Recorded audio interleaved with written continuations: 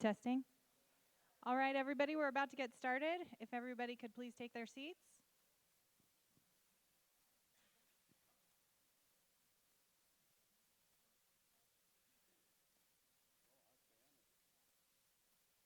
All right, everybody, first of all, we want to thank everyone for coming tonight and taking the time out of your schedules. I know it's a little bit early and some of you had to get off work early, and we really appreciate that. We want to also thank all of our volunteers, all the people that have donated to help us get to this point. We really appreciate it. We also want to announce that no disruptive behavior will be allowed for everyone's safety.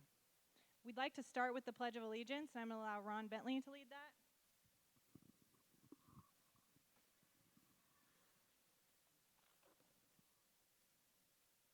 I pledge allegiance to the flag of the United States of America and to the republic for which it stands, one nation, under God, indivisible, with liberty and justice for all.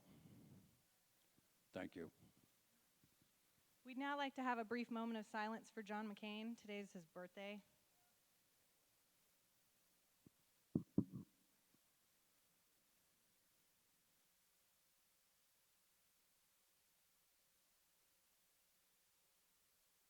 We'd like to briefly introduce ourselves. My name's Lori Ritchie. I'm the president of the New River Desert Hills Incorporation Committee. I've been a resident of this area since 2010. My parents moved out here in the 90s. We've also got Stephen Charbonneau Jr., who's been living out here since the 1990s. His whole family lives out here. Angie Faber, who's been out here since 2001. And we've got Ron Bentley, who's been out here for 34 years? 1984. So with that, tonight we are very lucky to have Tom Belshe here from the Arizona League of Cities and Towns to do a presentation for you. He's an unbiased expert. He is the Deputy Director of the Arizona League of Cities and Towns, and we are very lucky to have him. And thank you, Tom. We'll hand it over to you.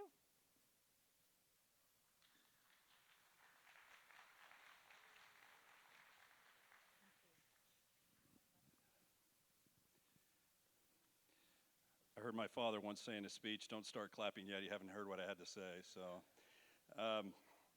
it is a pleasure for me to be here. I want to echo the sentiment that I really appreciate people who are willing to come out, leave work early, come out on a weekday night to hear about local government. I want to start out and talk a little bit about our organization, the League of Arizona Cities and Towns, and a little bit about why we come out and make these presentations.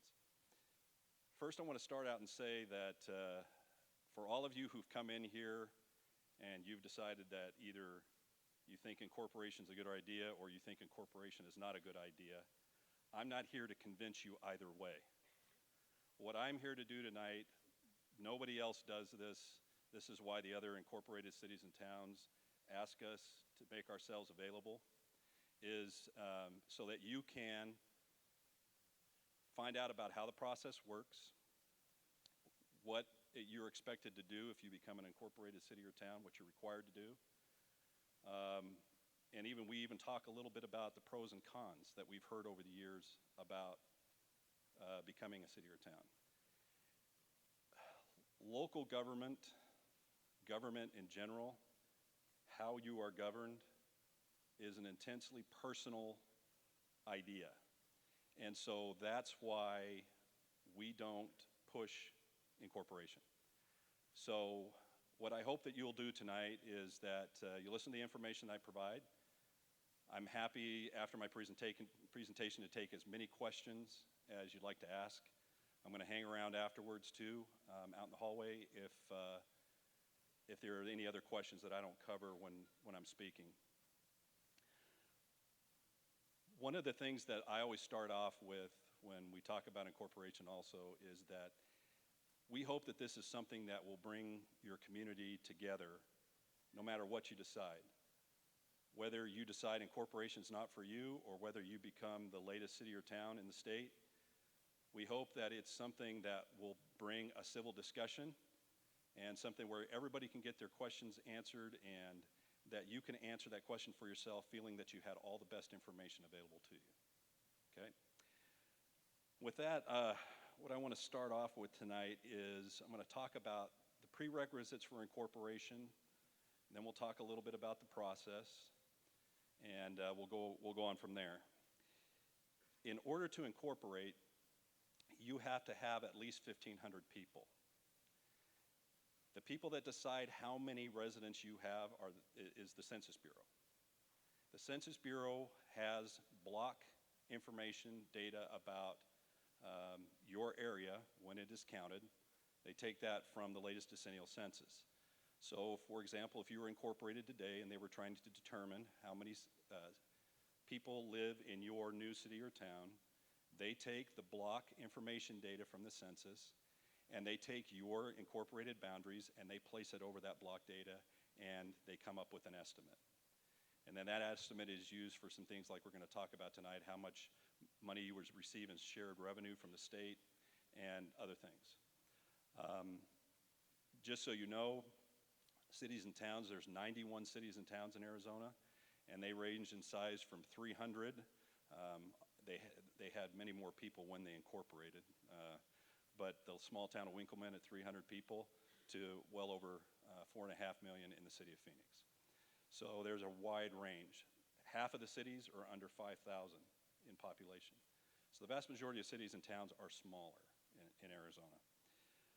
Now, besides having enough population, there are also two other things that you have to fall into as a prerequisite. You have to be a community.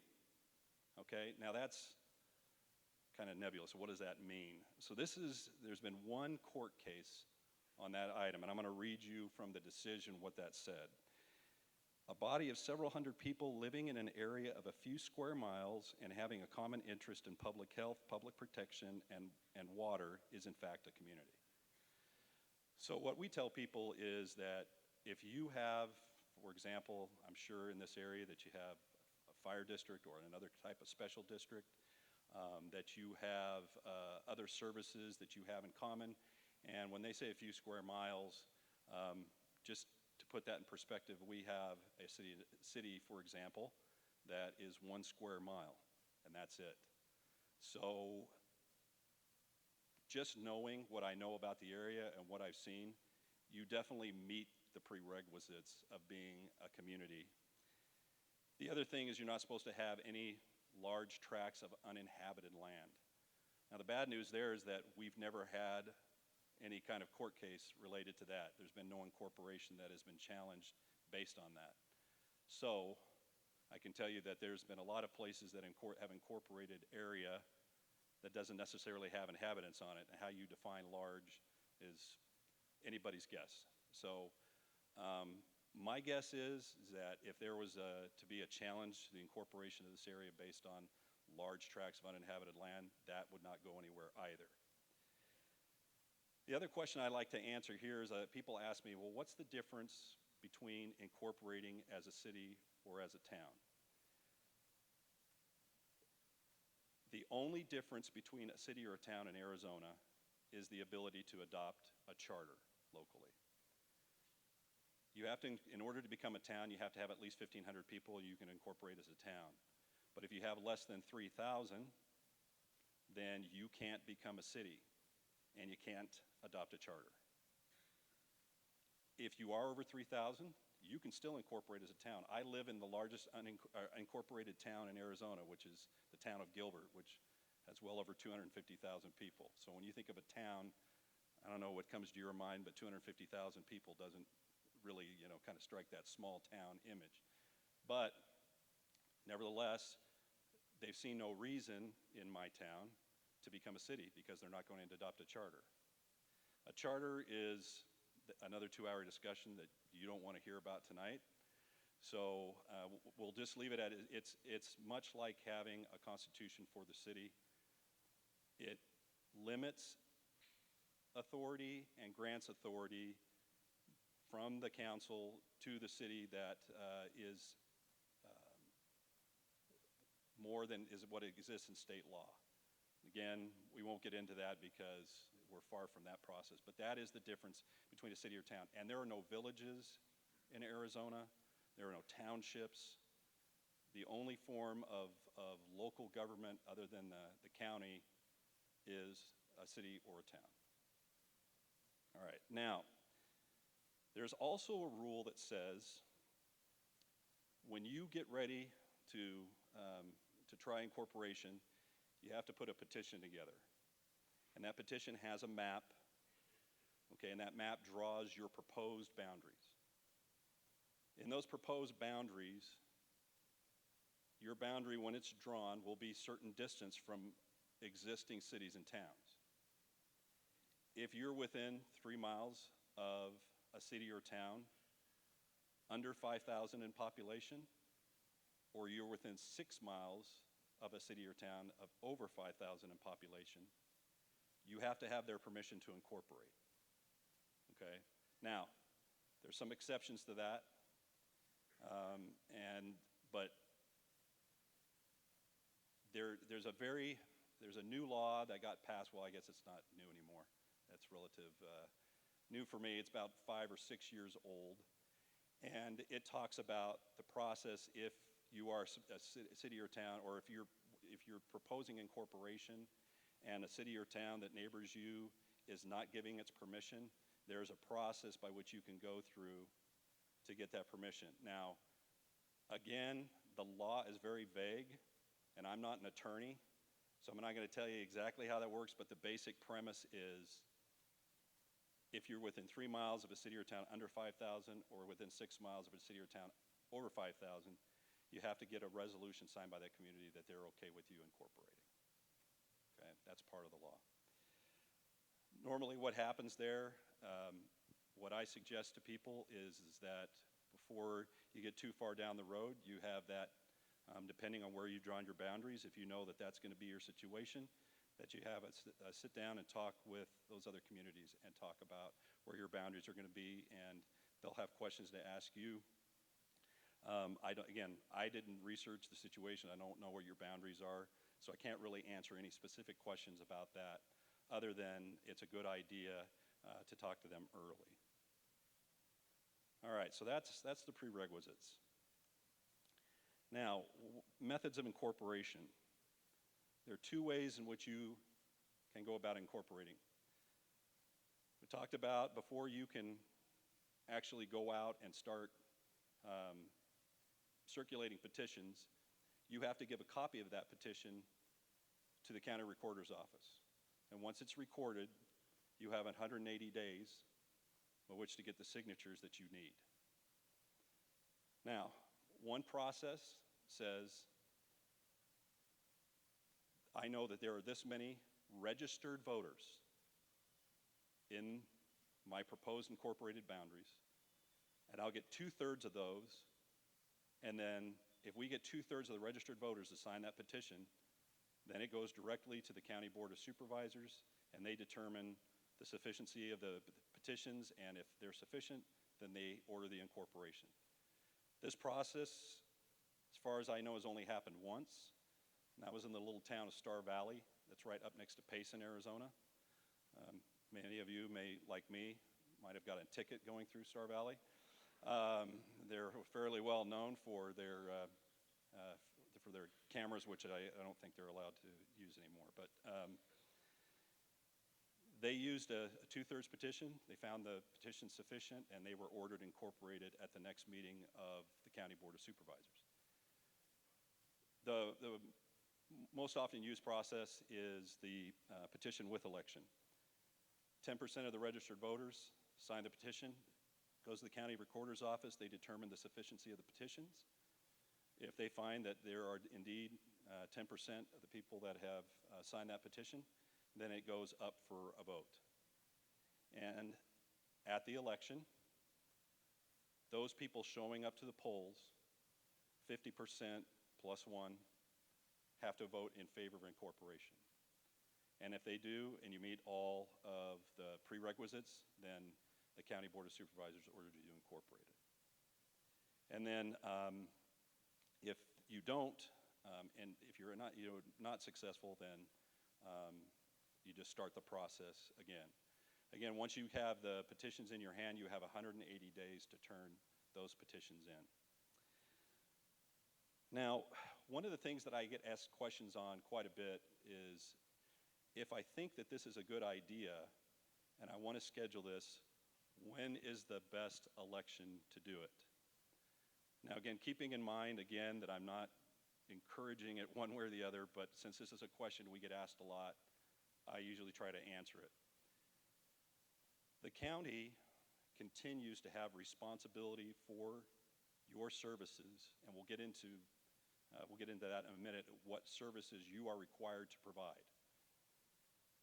The county continues to provide the required services to the incorporated city or town until the beginning of the next fiscal year.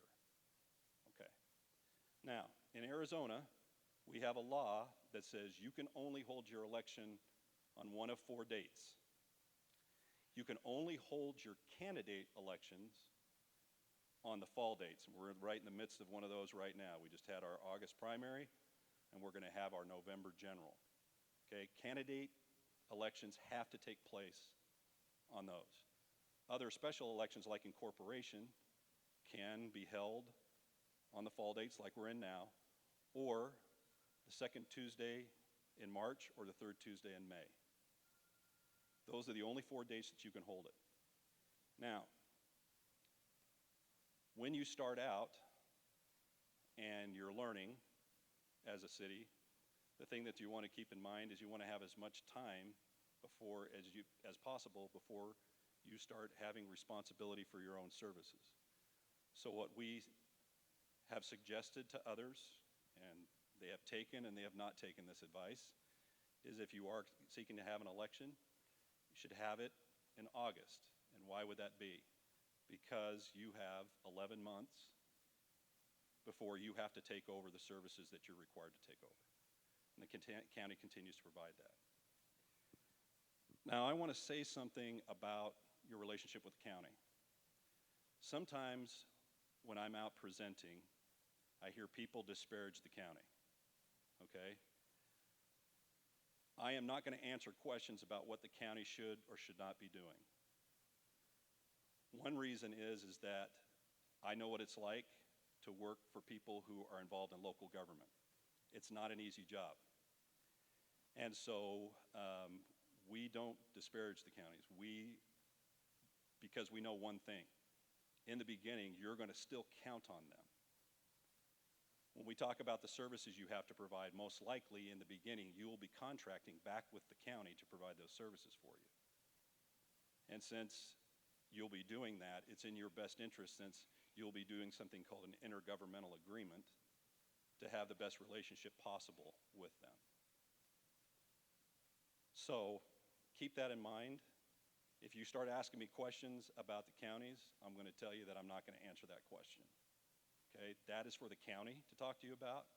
I think it's absolutely appropriate to have different members of the county come out and talk about the services that they provide.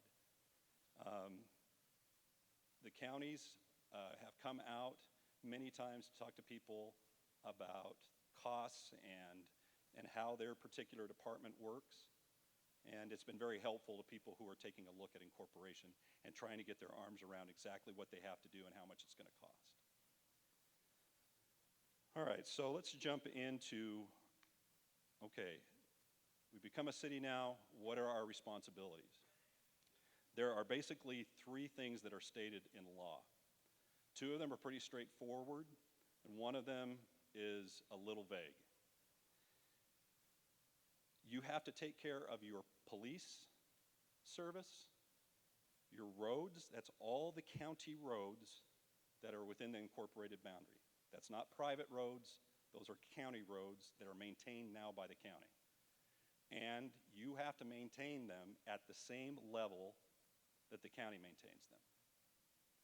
Whether or not you adopt private roads into your road network later on is up to the council and the voters. But what you're responsible for right after you incorporate is those that the county maintains now.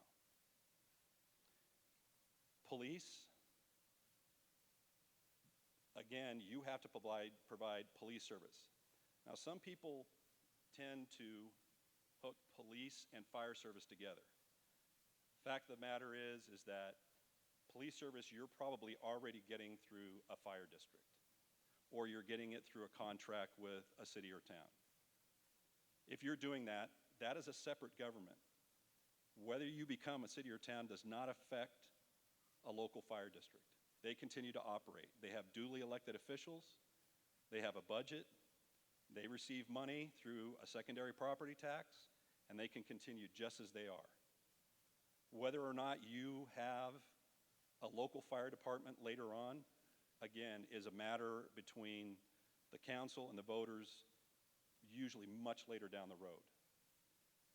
As far as police service is concerned, the vast majority of cities and towns, I can't think of one where this isn't true, they start out by contracting back with the county for police service. And they use the sheriff's office and the sheriff deputies for this. Now, the one nice thing about being a city, I will say, is that you have standing now to have a contract for specific service. And you can spell out that service, and then they can, obviously the other part of that contract is they tell you what that service is going to cost. And so again, for anybody who's taking a look at, trying to put together a budget or divine how much these costs are going to be, it's really important to involve the sheriff's office early on. And I have found that those talks with the community usually lead you to respect the sheriff's office even more than you probably do now. So just something to keep in mind. The last is you have to provide administration, okay? Now, there's several things. One of the things that we recommend if you are going to be creating petitions or creating maps or circulating anything, the proponents who are putting that together really need to have the services of an attorney. Several incorporation attempts that I've been out to present at have fallen through because their petitions have been challenged and have been found insufficient. There are attorneys who are willing to offer their services pro bono to do this that have municipal experience. Our suggestion is that you contact other communities that have gone through the incorporation process, and they can provide you with information about who those attorneys might be. It's also, all cities and towns have to have some kind of presence. Some people think that as soon as you become a city or town, that a city or hall is built. And I remember the first incorporation that I was involved in was the town of Sahuarita down in southern Arizona. And those folks ran City Hall out of the clerk's house for 3 years. And then they found a double wide, and that was another 10 years. And then just recently, I think they were also in an abandoned gas station that they fixed up for a while, and now they finally built a small building. There are others that have built very nice city halls after a while, but what I'm saying is that doesn't necessarily have to be a large expense either. And you just have to have some place, mostly, where people can come to do the things that they're required to do with you, the city. For example, once you get ready to have a candidate election, by the way, let's talk about that a little bit. If you incorporate in an August, November, the first candidate election you could have is the next August or November. So who's going to be the council during that time frame? Okay? If you incorporate, then the County Board of Supervisors selects your first council until you have the opportunity to have your own election and put your own council in. And by the way, they don't fly in the council from anywhere. There are people that are sitting in this audience tonight that are most likely to be leading candidates to be on a council. It's always amazing to me. They say, well, these people are going to come in and do this and do that. Well, these people are your neighbors. They have to live within the incorporated boundaries in order to be a member of the city council or town council.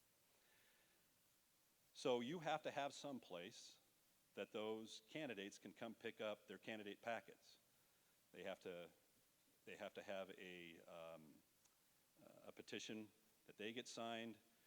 There's other documentation that they have to provide. before their name can be placed on the ballot. And those things are provided to them by the clerk. The clerk is a very important function at the city level. The clerk is responsible for the many things that cities and towns are required to do.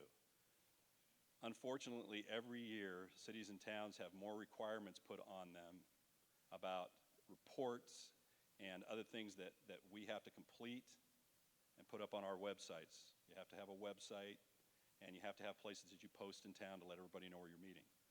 All of this leads to more transparency in government, and that's a good thing. But you need somebody who knows that process that's the kind of people that need to be a part of the city. So you'll need to have a clerk. And by all means, one thing that we try to dispel is I've heard the term a lot that we're going to run the city like a business, okay? That is a false conception. My parents are small business owners, okay? They live in a small town up in the White Mountains, Eager, Arizona. Maybe you've ever been up in that area. And they own the Dairy Queen. They're small business owners, okay? I would never run a city like the Dairy Queen, and I certainly hope my parents wouldn't run the Dairy Queen like the city. For one thing, my parents don't have to worry about due diligence. They don't have to worry about justice and fairness and making sure that everyone has the opportunity to hear about what they're doing. My parents can make independent decisions because they're a private organization.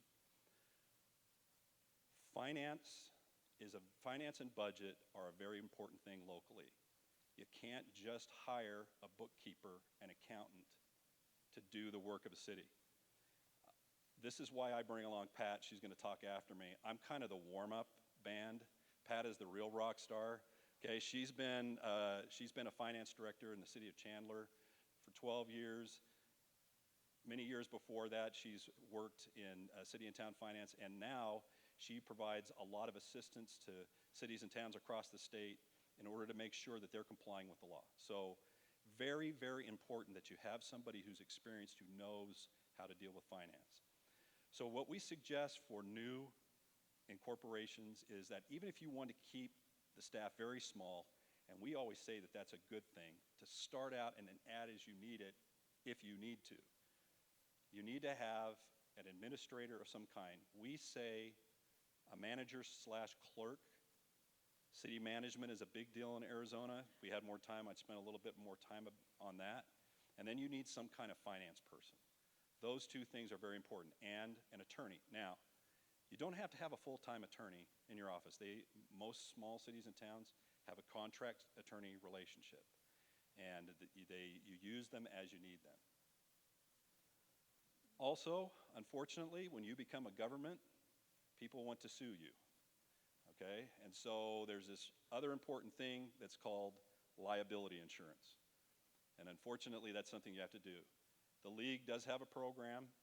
71 of our 91 cities, the other 20 are self-insured. 71 of those cities belong to the program, and we provide, and obviously by pooling all of those cities together, it's a lot less costly for them to insure themselves. We also help cities and towns as the league to be in compliance with the law, and so does this insurance company.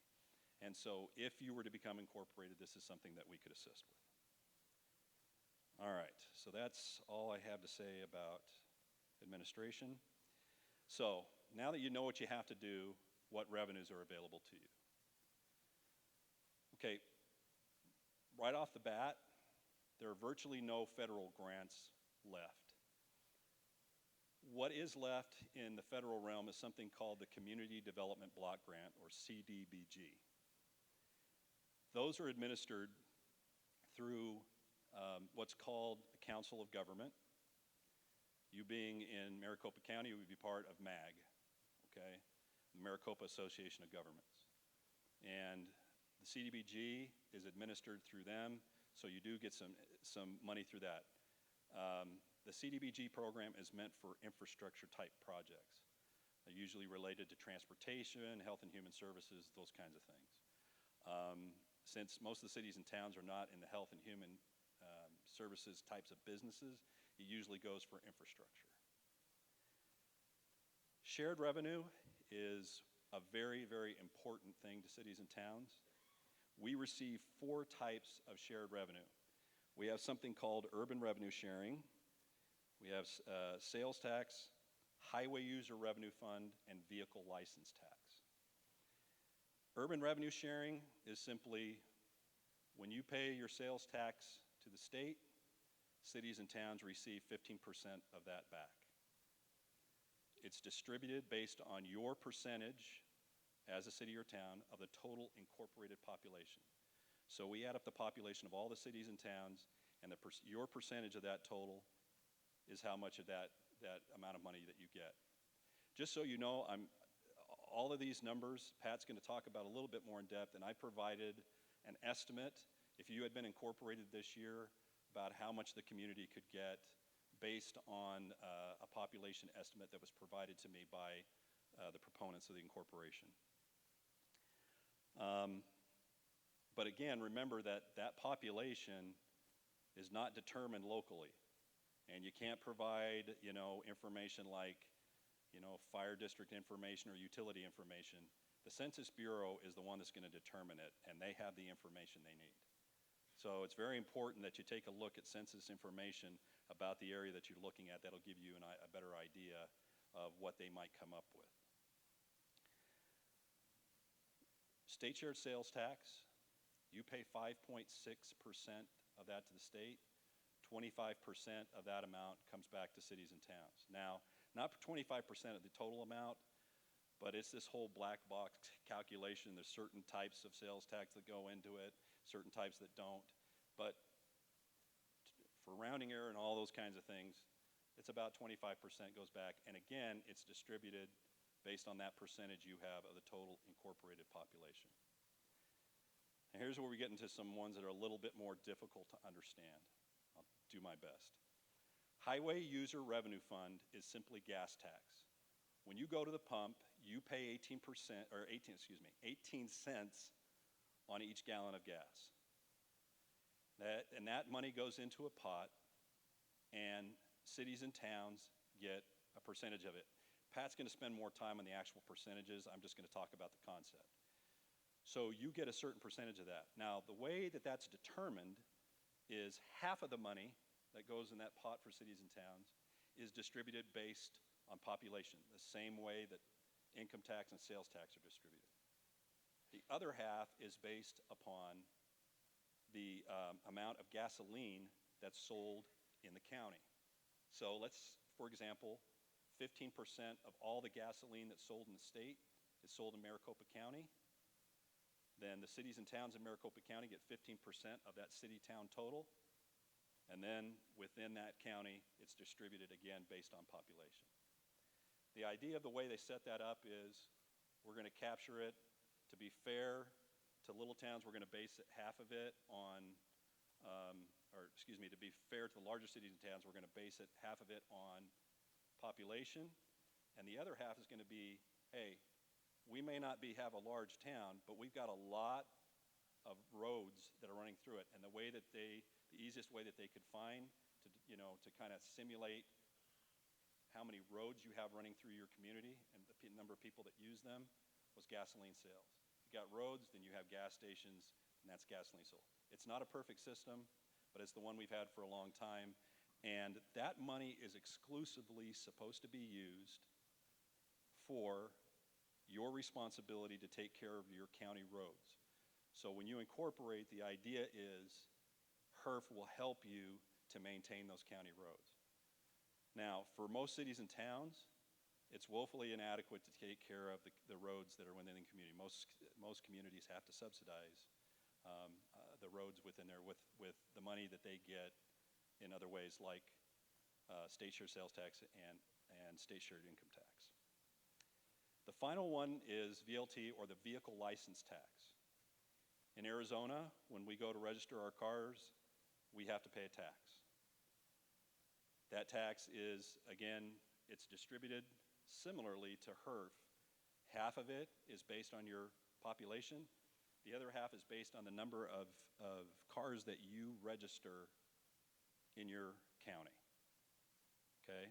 So, When you take all of those and you put them together, again, hypothetically speaking, if you were to become incorporated, in the first month after you incorporate, those monies start flowing to you with the exception of urban revenue sharing.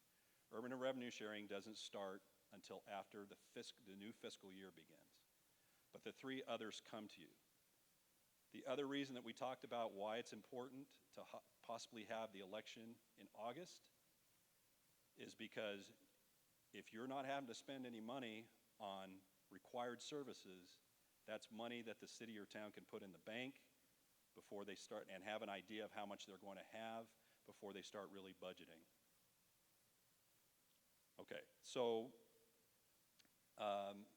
everything comes at the first full month. Now, again, saying that you incorporated, the first thing that has to happen is for someone to make a request, and this is before you have a council in place normally, for someone to make a request to the Census Bureau to provide you with your number. It sometimes takes months. Now the good news is about that is that when they do get a number from the Census Bureau, the Department of Revenue will actually, they have been setting aside money based on what they think that amount's going to be, and then they will get that to you. They will make up the money to you that should have been coming to you. Sometimes I've heard it take as little as 3 months and as long as 6. But eventually that money does come to you. And again, this is another reason why to make sure you have as much time between when you become incorporated and when you're responsible to provide the services, because your cash flow hasn't started yet and you don't know what to depend on. The other thing that's available to you, cities and towns in Arizona can have a local sales tax on top of the state sales tax. The local sales tax averages across the state around 2%. Some cities are lower, some cities are higher than that. And that money is specifically collected on businesses in your community. And it's very similar to the state. There are a few notable exceptions. For example, the state does not tax food, cities and towns do. And so that's one large difference, but it sometimes is one of the major revenue sources for the city. It used to be that the local sales tax could be put in place by the council, but now it actually requires a vote of the people. So one of the other things that would probably happen now as you're thinking towards your first election with your candidates is the decision whether or not you're going to pursue a local sales tax. I will tell you that all the other 91 cities and towns have a sales tax in place. So one of the questions I get asked always, are my taxes going to go up? And the answer is yes, but not in the way that you think. The last 12 incorporations that have happened in the state back to 1984, none of those cities or towns have adopted a primary property tax. Okay? It's not your property taxes that are going to go up. You will have a sales tax, most likely, because, again, I look at what I see. It's not required for you to have a local sales tax. It's something they've adopted. Why? Because they needed the revenue in order to provide the services. And so sales tax is going to be the thing. Property tax most likely won't. Property tax also has to be put in place through a vote. It can't just be imposed by the council. So the two forms of taxes have to be put into place. The two local forms of taxes have to be put in place by a vote. The other things that are available to cities and towns, franchise fees, that's a fee on utilities that operate in your community. I'll let Pat talk about those again more in depth. Fines and forfeitures. If one of the things that happens in cities and towns, once they become responsible in their community for things like policing, they may have a different idea about what speed limits should be in their town. They have the absolute right to change those and to set a fine for people who speed. And so that's one of the ways that they can raise revenue and also, promote public safety. And then finally, if you're going to have development in the community, if you're going to have home building and that sort of thing, there is a limited amount of development impact fees, fees that go on homes to help with the impact of a house moving into your city or town. And again, I'll let Pat talk about that more in depth. All right, so I want to get to the part where I talk about, now these are not my pros and cons, okay? I want everyone to understand that these pros and cons are things that we've heard over time from people considering incorporation. More self-determination. You absolutely, when you become a city or town council, you absolutely have more standing in things like court, when it comes to development that happens in your community, when it comes to things like water, etc. Okay? Now, having said that, I want to immediately add this. You can't stop something that is already in process. If someone has a land use that they're doing, for example, they can continue to do that land use until such time that that property changes hands or there's legally a process for them. You can't force a landowner to stop doing what they're doing and change their use. That's taking of private property, and there's a whole process about that. Now, if there's development coming in, you definitely will have an added ability to determine what that development will look like. Now, people still have the right to develop their property, but you can have a general plan of your own. When you first incorporate, one of the things that you'll likely do too is you will contract with the county to continue to provide your development services until such time that you and the council are ready to do that and take over the planning and zoning. So I'm not a land use attorney, so if you have questions specifically about, well, this development is happening over here, will we be able to stop it? And I don't know.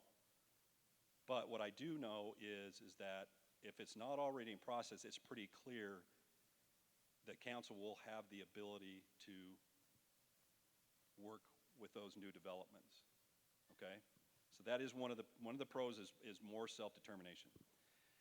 Greater ability to establish desired service level. Now, again, when I talk about these things, I'm talking about, I don't know what your situation is here in this area, but for example, let's say that they wanted to have increased patrols in your area. This is your opportunity to get those. Now, the sheriff's office is going to expect that depending on the service level you want, that you're going to pay for that through a contract. Right now, what the county has to do is they have to take the needs of the entire unincorporated population of the county and do their best to provide that service all over. And they do a good job with that. Some of you may think, well, I'd like to have a little bit more. They should be, well, then you'll have your opportunity then, but you most likely have to pay for that. Okay, and that's part of the new revenue that you've got coming in. Shared revenue. Urban revenue sharing is only available to cities and towns. Counties do not receive that. It's one of the reasons that I wanted to live in an incorporated community is because I don't have to pay secondary property tax for the fire on my home, because what we earn in urban revenue sharing at the town of Gilbert, I get my fire service. That's just one way I look at it. Again, that's me taking off my league hat and saying why I choose to be a city person. So there are shared revenues. Now, the county does get shared revenue. They get sales tax, they get VLT, and they get HERF. They get the other three. And they will continue to get that amount. And they will continue to collect the same property tax from you. Okay? So, planning for and dealing with growth, we talked about that, better representation with the courts, state, and federal government. The reason that you become incorporated what we normally tell people is the reason you become incorporated is because you want to have more self-determination about where the community is going, how it's going to be developed. One thing that I can say, again, without getting too far out in front, is that councils have the absolute ability because they don't, to really focus on your area because they don't have to be worried about others in the county, okay? That is no slight to the county, it's just a fact. Now, what are some of the cons, okay? Some people see it as another unnecessary level of government. I'm fine with the way things are out here. I like my service level. Everything's fine with me. I don't want to change. Again, that's a completely, even from a city guy, that's a completely valid point of view, in my opinion. Paying more in sales tax, that's because that's the one thing that probably new taxation that's going to happen in your area. But I will tell you also that even though you may be paying more sales tax because you're going to shop locally, you're also going to have people who come in and visit. And I know there's people who come and visit this area, and there's people who, go to your restaurants and, go to your gas stations. They will be paying as well. And that helps the community too. May not be sufficient sales tax base to pay for services. Again, I'm not familiar with the retail base or the other sales tax base in the community. So I can't really answer that, but that's something that you should take a look at. Because again, dependent on the service level and what you do with the budget, it's very important to have all of that understood. And then the rural character may be lost. One thing I want to tell you is that I have heard that one from some communities. That may be true, but it's also true that a city or town can help to retain rural character by the kinds of development requirements that they have. So there's the pros and the cons. And we're going to have Pat come up and talk about finance next. I'm happy to answer any questions. And again, if you don't feel like raising your hand here, I'll be out there and I'll be happy to answer anybody's questions. So feel free. Does anybody have any questions? Yes, sir.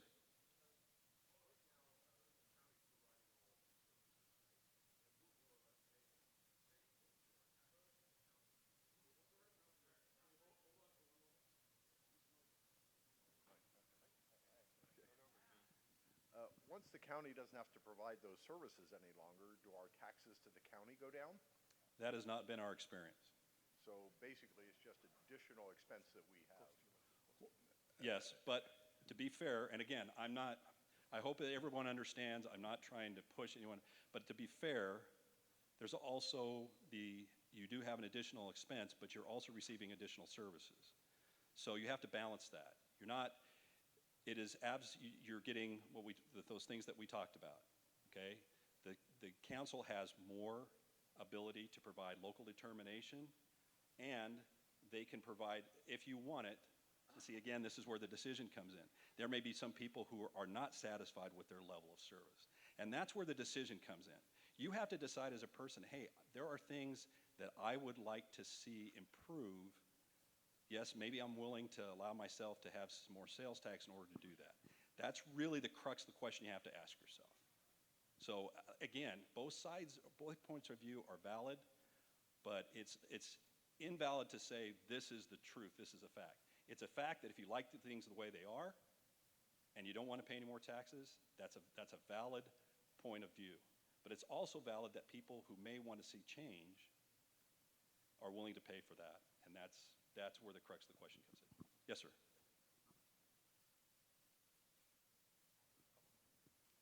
Got it? To follow up on his question, when we think about incorporation or not incorporation, there's actually 4 things that we can think about here. There are 4 options here. One is do nothing, right? That's always an option. You can incorporate and go down this path. But you can also do things like be part of the village system that Phoenix has, right? There's no village system in the state. Well, no, not village. There's no village system in the state. Paradise, well, just to the west of us, we have Rio Vista, which is a They're a special district. They are a special planning committee. Wait a minute, it's called Urban Village The village, like the other 15 counties, I used to live in one, I where you have can- a village planning committee. Let me just address that. Any group of people in the state can get together and say that they're going to be a planning committee. But what they decide has no force of law. You can't, There are 15 village planning committees in the city of Phoenix. I understand, but they're not making planning decisions. They're making, well, actually, They're an was part of one. advisory committee. Yes, they are, and they can influence zoning and other things. Obviously, they go to City of Phoenix, but you have one just south of here, Desert Vista, and one just west that have incorporated themselves into that process. I just want to be clear about what I'm saying. When you say the word village to some people, okay, back in the East and in some places in the Midwest, village means a local government unto itself. That's not what you're talking about. No. What you're talking about is people getting together and providing advisory type information to the county. Actually, no. Actually, I'm not talking about that. The mayor of Phoenix appoints 2 people onto the village planning committee as part of Phoenix Metro. You have one right south of here, Desert Vista, and you have one just west of here, just the other side of the freeway, I-17, and they are made up of between 13 and 21 people of the community that provide input to the city council and the mayor around zoning and other things. So that's one of the other options. They're within an incorporated city or town then. They are within the city of Phoenix. So that is The one only option. way how can you have that so you would have to be inside the city of Phoenix, which means you would have to annex. Agreed. We have into to the get the city city of to, it's an option. It may be a moonshot, but it certainly is an option that we could become part of the city of Phoenix and have a village planning committee. That's one of the options. It is absolutely, if what you're talking about is being annexed into a city and then as a neighborhood providing input to the mayor's office or the planning office in that city. Exactly. It could be a moonshot. That's option 4. The third option is a census group like Sun City West, like Florida has, like they have in Michigan, where it's not really an incorporated area, but they are a census block. And they have the ability to provide things like sheriff's posse, to provide additional patrols and input into the county for what kind of services they require. So it's not just a 2-decision piece here. There's 4 options. I agree with you about everything you said. Now that we have an agreement that the third one is actually being annexed into an existing city. Phoenix. Not the third one, the fourth one, your fourth. Third one is Okay. Phoenix. Now the That's other correct. one that we're talking about is when you're saying that a census block. A census block is a designation that is given to lots of areas in the state. Yes. Okay? Sun City is just another unincorporated area. Okay? They have to compete with everyone else for resources in the community. Okay? What I'm talking about is actual legal standing. And There's a big difference. Understood. yeah, okay. Just want to make sure we're clear. But absolutely, there are people, and that's why Sun City continues to do what it does, because they have what they need, they have all the planning they want locally, and they will probably never incorporate. Right. Yes, sir. Excuse me. Wait for the mic, please. Guys, there are 2 other mics up there. If somebody could grab them, this will be easier. Then we can... Thank you, and I think you're doing a great job of explaining it on layman's terms, and I just want to be clear. As far as financing it, you're saying that the sales tax would go up, and I'm trying to figure out on what businesses that are within the boundaries. Is that it? So if we look in New River, we would look at the businesses doing business. So if you buy gas at one gas station that happens to be in New River, you get a piece of that, but you don't get any of the sales tax of a gas station in Anthem or something like that, right? Am I clear with that? Whatever's within, yes, whatever's within your incorporated boundaries. And there's more than just retail. There are other things. If you construct a home, there's sales tax on that. If there's an advertising business, so there are several categories of tax in there, but you are correct. They have to be within the incorporated boundary. Right, and you were using the analogy of the last 12 or 13 incorporations there was no property tax increase. Did I understand that? That's correct. And would it, but I'm thinking out of the box, I'm thinking in this particular case, with the lack of what I understand to be the sales tax, it seems to be likely that a property tax would be needed to fund an incorporation based upon hiring the fire department and all the contracts that we're currently getting. Does that make sense? I know what you're asking, but it doesn't necessarily follow. Again, some of these places that we're talking about, not very large. Star Valley, for example, not very big, okay? Doesn't have a lot of retail, doesn't have a lot of sales tax locally, okay? But they do it without a property tax. Thank you. Now, am I saying that nobody will ever attempt or that there won't be?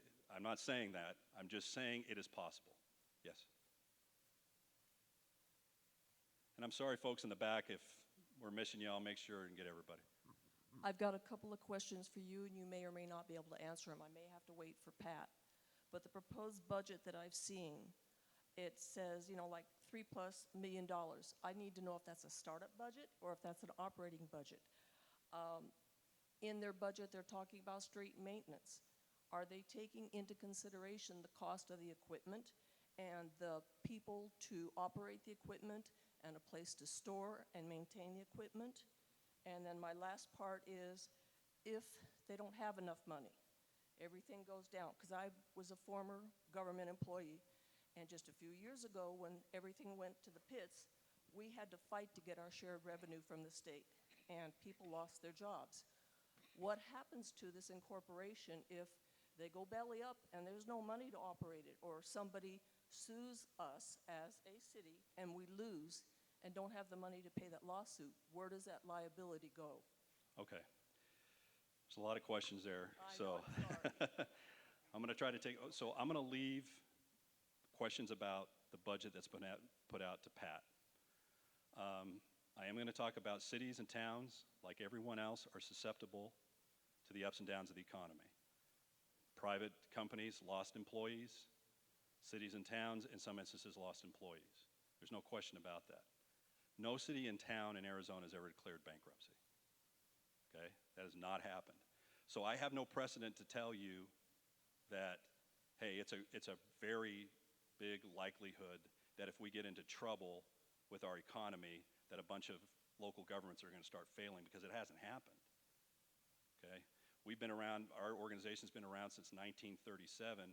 We've been a state since 1912, or excuse me, yeah, 1912, sorry. And it hasn't happened yet. No county, no city or town. Now, they've struggled, but what they've had to do is what private companies have to do. They tighten their belts, they cut the services that they have to do sometimes. That's what they do. But we try very hard, like private business, to be prepared for those things. And so that's why it's so important that what Pat's going to talk about, that you have somebody who's experienced in those kinds of things. But it is a concern, and is a concern that's shared by lots of people. But the idea that they're going to go belly up, I can't say that there's a great likelihood, because it's never happened. So I'll leave the rest to Pat.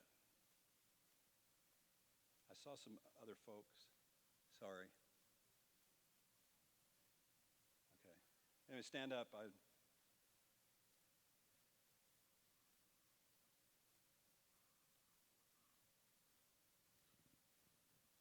Thank you. You told us that you required 3 things. You needed police protection, emergency services, and water. That's not what I said. What I said was police protection, road maintenance, and administration. Wow. Water is not something that the city has to provide. I took the note down. You mentioned water. I'm sorry. In any case, Well, in a definition of community, that was one of the things that they showed, was that was a service they had in common, okay? Fire service is also something that they have in common, but it's not required by the city. So if people took that as I mean that you guys have to provide water, you do not, okay? all right. Now, if you incorporate, will we be subject to bond issues that are put out by the city to finance water districts and pipes Okay, and tanks? let's take those 2 things. Water districts are a separate government. If you form a water district locally, they have their own government, their own budget, and they're the ones that decide, you know, what they're going to do with the water. Most of you are already receiving water from some kind of service. Are you Yes. not? Okay, so what do you all haul water then? Well, a lot of you have wells. Okay, you're not required any. I guess what I should say is you're not required to do anything with that. Now, if you want to have water service, you can set up a water district. You don't have to. You don't have to be a city to do that. Okay. You can set up a special district to do that. Now, you can also do it as a city. That's something that you can undertake. Now, if you're a special district and you want to debt finance what you're doing, if you're going to do a bond, then you have to take that to the voters and they have to approve it. But each one of you in the audience would have the chance to vote yes or no on that. Yes, sir, but the point that I'm making is we've got services where we are. Those folks don't. They're high and dry in the northern part of this area where there is no aquifer and there's no water. So how do we know that we aren't going to get stuck for part of the bill to pay for their infrastructure? Because in order to set up water within the city, that would be something that you would have to vote on. In order for them to establish a water system locally is a utility, and you would be required to vote on that. So if a majority of you in here wanted to set up a water system, then you could have one. If a majority of you voting at that election don't want to have a water system, you won't have one. All right, and then the final question is, how do we know that we're going to pay more or less than we're paying now in the way of taxes and other burdens that are placed on us by this incorporation? Well, as I mentioned before, the one that's likely to change is the sales tax. And so that has to be put into place now by a vote. So again, if you happen to incorporate and you don't want to have a sales tax, and the majority of people agree with you, you won't have a sales tax.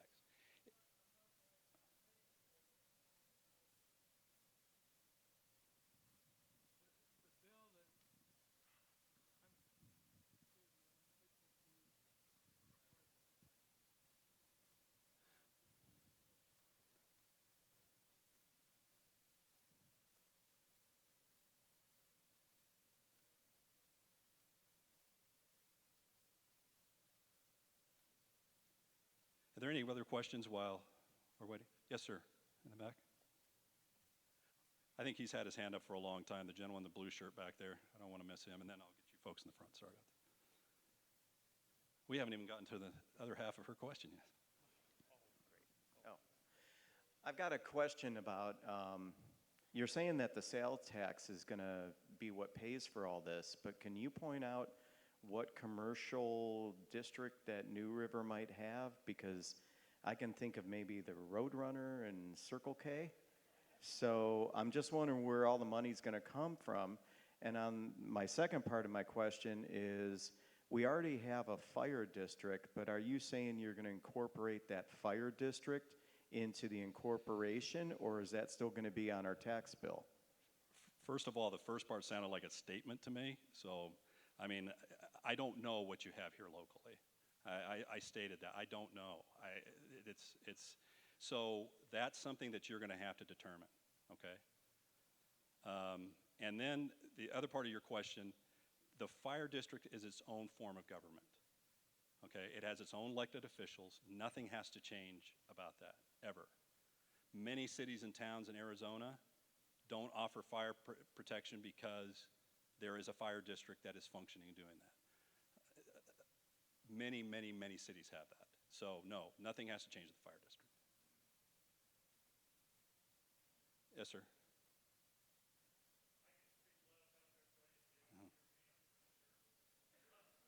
I got one question.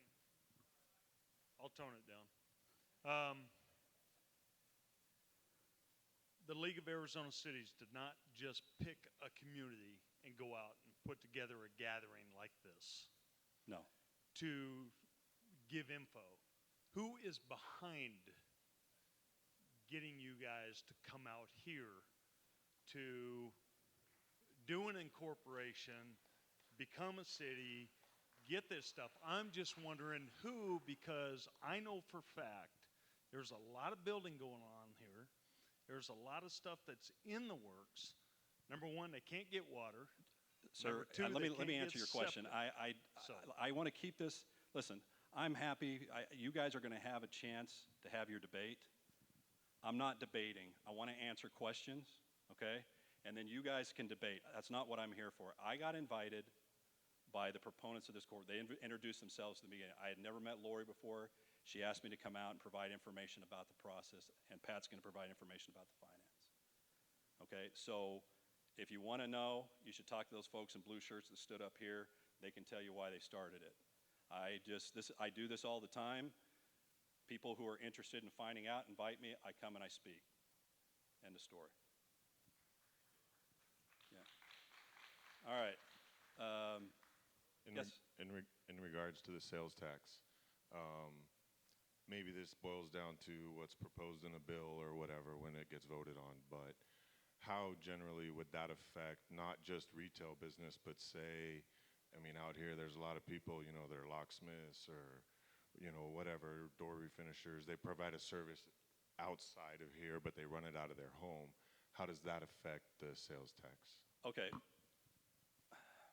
That is a really, really tough question to answer in the time that we have, okay?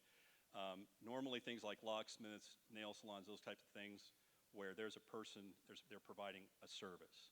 Okay, that's different than a product, and we could spend all night talking about that, but generally the things that you're talking about are services and are not taxed under the sales tax. Are you paying sales tax now? If you are, you're very likely to pay it with the city. If you're not paying sales tax now, very likely you won't be paying it with the city. We They have a wanna- question back here. Okay, you guys want me to move on, or was this just another question? Okay, go ahead. Oh, now that I have it, I'll ask it. And this is maybe more for the group, but I'm thinking of demographics and geography, and a couple of the other people have kind of mentioned this, but if we go through most small towns in Arizona, you hit the city limits, there's a little bit of residents, then there's a city center, downtown area.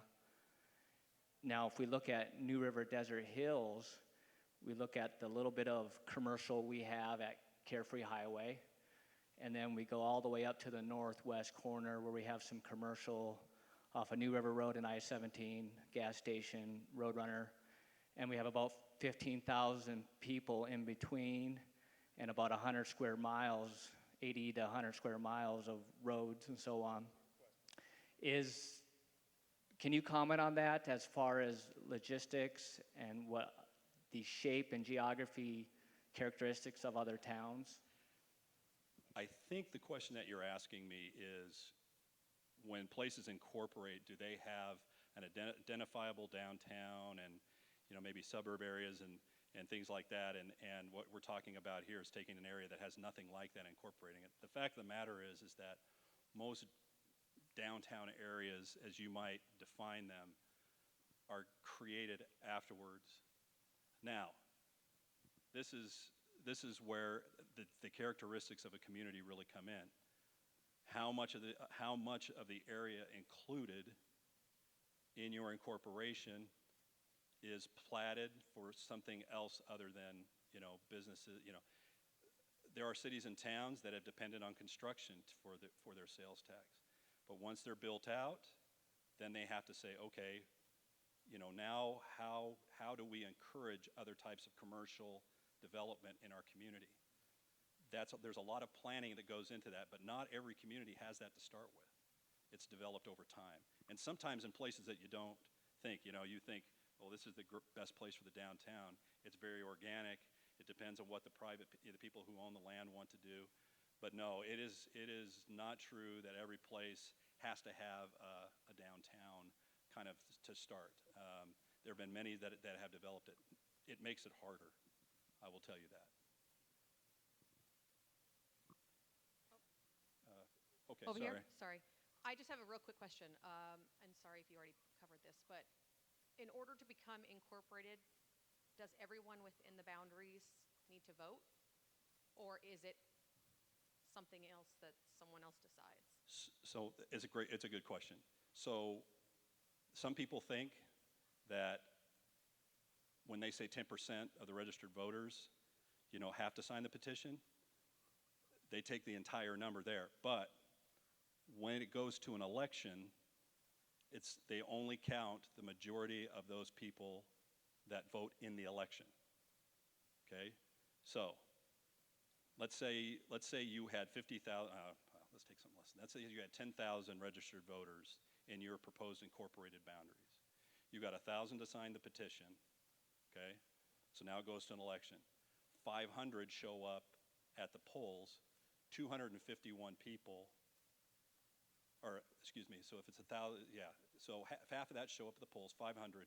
In order to win the election, 251 have to say yes.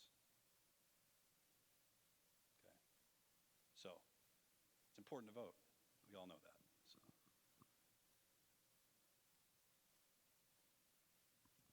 Hello. I'd like to hear more about how the charter works, when it's adopted. Is it adopted before we vote for incorporation or after? How a charter, what things a charter controls, and how a charter down the road potentially could be changed. Okay. Since charter comes much later, it wouldn't be something that's part of the incorporation process. I'd be happy to talk to you about that out there if you like, because it takes a little while to explain it, and I want to get to Pat so that we have time. But I'm happy to talk to you about that. That is another process that it's only if people want it locally. And I can tell you there are things, if you take a look at all the charter cities and towns in Arizona, there are 19 of them. They have things that limit, like they limit when a tax can be increased, if it can be increased. They do it by vote. Charter cities are the only cities and towns that can enforce term limits. Those are just some small examples, but charter government is very far down the road. It doesn't have anything to do with the incorporation process, and it wouldn't even have to happen right after the incorporation process. It's a ways down the road. Yes, sir.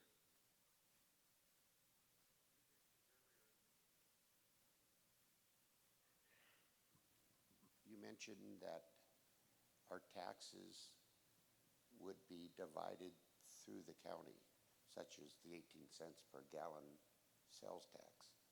Doesn't matter whether it's sold from a gas station that's in our boundaries or not. Okay. Again, I know it's kind of difficult to understand. When we're talking about the highway user revenue fund and the portion that we get, it doesn't have anything. The portion that we get doesn't have anything to do with the county other than where the gasoline is sold. So they take the gasoline sales in the entire county, okay, and they take the gasoline that is sold in that county, and then they divide it up amongst the cities and towns, their portion. The county gets a portion. So they don't distinguish between whether or not it's in the county or whether it's in the city or town. There's a certain amount that is generated, and then that is divided based on whether you're a county or whether you're a city or a town or whether you're the state, because all of them get some of that money. And isn't that through our district, not from the county? It goes to our district. And then based on population. Okay, let me talk about this one more time. So gasoline, when the gas tax is collected, there's a total amount, and it's divided between the state, the cities and towns, and the counties. They each get a percentage. Their percentage is, for cities and towns, they take their 27.5%, okay, and they divide it amongst themselves based on the incorporated population. So you would take all the cities and towns in Maricopa County, you'd add their populations together. okay, to find out how much, New River Anthem, whatever you would end up calling yourselves, then you would take that and you would divide that, and you would find out what your percentage is, and then you would receive that amount of gasoline tax for the city, okay? So it's the county only comes into play as far as cities and towns are concerned because it's the population of those cities and towns in that county. Well, that's leading up to my question. We need sales tax. I don't think but I don't know who's buying their groceries there anywhere else. Again, this sounds more like a statement, and I don't know the answer to that, okay? And No, several of you have said tonight that you don't think there's a lot of sales tax going on. I don't know whether that's true or not, so I don't want to make any statement about it. Okay, other questions? First of all, I'd like to thank you for showing up tonight. Thank you for coming in and talking to us. I appreciate that. I'm sorry, where are you at? I want to... Okay, sorry about that. That's okay. Anyway, my question to you is, have you experienced, New River's quite unique. We're small, and it appears that we're trying to pull in another community to make this happen, which would be Desert Hills. Have you had an experience where you've had to go in and talk to people that are trying to combine two small communities to make it one? Because now there's contention. And it's really kind of sad that our neighbors are now mad at us because, we're trying to drag them into something that they're not wanting to do. So have you experienced that, and how would you present it to us saying, okay, this is what you would do? That's a good question. I have had that experience. Wasn't around for Pine Top Lakeside. I was involved in an experience where they tried to combine two already existing incorporated communities. I thought that was a good idea, but the people locally didn't, and so they voted it down. So there are several cities and towns in Arizona that are the combination of two communities. I guess what I would say to that is, again, none of us can speak for everybody in our own community. I can't speak for all the people in the town of Gilbert, okay? If they said they wanted to combine Gilbert and Chandler, yeah, I would have an opinion on that. But I can't say that, the people who are proposing it, because they might be from the city of Chandler, are upsetting us or causing us to upset our neighbors. I don't know that. I do know it does create difficulty. It makes it more difficult. I can't say otherwise. The town of Taylor and Snowflake were the two communities. My parents live up in that area again, and yeah, Snowflake people were fine. Taylor people weren't. Taylor people voted, said no. That was the end of that. Again, the thing I want to leave you with, because I really think we need to get to Pat, and I'm going to stick around, folks, so feel free to come up, and I'll talk your ear off. Don't worry about it. The thing about this is there's some very strong feelings in this room, and that's great, because, again, that's what this is all about. These community forums are all about. But let's just make sure that when we're talking about it, we keep our heads and that we're nice to each other, and we don't demonize the other side. We do a lot of that lately in all kinds of politics. Okay, so let's keep this one good. The questions are excellent, and they're the kinds of questions you should be asking. Some of them I can't answer. I'll do my best. Pat's going to be able to answer some more of the finance stuff, so I really want to get it to her. And if there's a question that you ask me later tonight out in the hallway that I can't answer, I will go back and try to get an answer. And be nice to the people who are proposing this. You may not agree, but they're trying to do something good. Okay? They're just trying to have a discussion about it. It's going to be up to you. You're all going to have your chance to vote on it. And believe me, it's very difficult to incorporate an area. So find out if it's something that you want and make your own decision and vote. That's my message, and I appreciate the time I've had to spend with you. Thank you.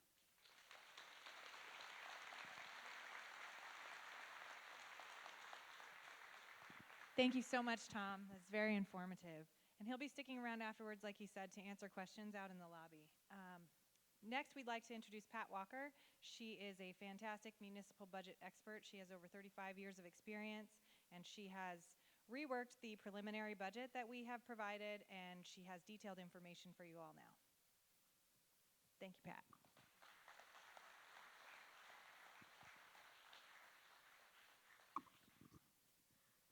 Thank you very much. Just to tell you a little bit about myself, a little bit more. Yes, I was at Chandler. I was there 23 years and 12 years as a CFO, but I went on to an international consulting firm working with cities and towns all across the country. And then the past 6 years, I've been working with strictly Arizona cities and towns to stay in the state of Arizona and helping them out on municipal finance. What I'd like to accomplish tonight is talk about the public budgeting process. I want you to understand the purpose of budgeting and understanding the role of citizens in budgeting. It isn't something that's done in a dark room and nobody knows about. It's a transparent process, and that's why the state laws are in place that they are. So hopefully when I go through this tonight, it's going to come through that there's a say all along the process. I'm then going to get into the details about talking about the revenues that are projected for the New River Desert Hills if it was incorporated. I'm also going to talk about preliminary numbers. As Lori said, there's been some preliminary numbers developed. I've taken those numbers, I've looked at them, I've looked a little bit harder, I've compared them to other cities and towns, and I'll discuss that in further detail to come up with what we think we are. Any budget that you prepare is called a projection, and there's not a crystal ball to say exactly what it's going to be, but you try to be as close as you possibly can. Again, you're at the beginning of the process. So as you go through a budgetary process and adopt a budget, you'll fine-tune, fine-tune, and fine-tune. So the first thing I want to talk about is the purpose of budgeting. And the whole reason you budget, it's not any different than your personal budget. You want to talk about what you want to spend and what money you're going to take in to spend it. In a city or town, it's talking about what services you want. As Tom mentioned, it was talking about what type of police service, at what level do you want? What kind of road maintenance do you want? It's determining the service level on how much you're going to pay for those services. It's also to meet organization strategic goals. Again, as Tom mentioned, he talked about the planning aspect and where you want your community to go. I was lucky to be at a city of 40,000 when I started the city of Chandler. And thank goodness they did a very good job of planning, and they are where they are today. And a lot of communities can say that because they were planning what they wanted to do. And a budget gets you there. Unfortunately, it takes money to make those things happen. And then how are the services going to be financed? We talked about revenue sources. We talked about local sales tax, state shared revenues. What sources of revenue are going to fund the budget? It's also a control mechanism for planning. If you don't have a budget, you can go in the wrong direction, just like your own personal budget. You have to look at how much money you're going to be taking in, and it's really to control the operations and the budgetary dollars. Of course, I'm a finance person, so I think it's one of the most important activities that's provided by a government. But you talk to any government, and they're going to say, well, it comes down back to the finance. There might be some strategic goals, a mission statement, a vision, but at the end of the day, it has to come back to where are we going to get the money to pay for this. It also provides a forum for input from citizens so that you know where your tax dollars are going, you know where your fees are going, and you are knowing what services are being provided by those revenues. From a simplistic version, if you were going to say it's just really easy to what basis shall it be decided to allocate X dollars to activity A or activity B, but it's not as simple as it sounds. And I teach budgeting at Arizona State University in a certified public manager program. I taught in the master's program, and I always do an exercise in that class and have people sit down and be the mayor and council and have to decide what to cut. I give them so much money and have to cut. And by the end of the exercise, they're like, well, this wasn't easy at all. Well, no, because it was clear cut. You know, you'd have enough money for everything and you could please everybody. But unfortunately, you can't. So it's not as easy as it sounds to do that. As I mentioned, it's about same as a personal budget on what you're going to spend on your priorities and what are your priorities. You estimate your revenues and expenditures when you go into a budget. Yeah, you'll have historical information if you're have already been incorporated as a city or town and you have financial statements. You can base a lot of your estimates for the future. Unfortunately, you don't have that here. And you have to just estimate it based on what if this happens, what if that happens, on the services that are the core ones that Tom talked about, or what revenues can be brought in from the state shared revenues. You also have to determine how much savings you want to keep too, because nobody wants to be in a position where they don't have any savings account. Because if one thing happens or goes wrong during the course of the year, you got a problem if you don't have any savings account. The development of a budget, a municipal budget, is similar to budgeting in the private sector, except that with a municipal budget and municipal finance, there is restriction on funding sources and a lot of times the development of program budgets. What do I mean by that? We talked about the Highway User Revenue Fund. State law requires you to only spend that on streets. You can't turn around and spend it on police officer salaries or fire department salaries or anything like that. You can only spend it on streets.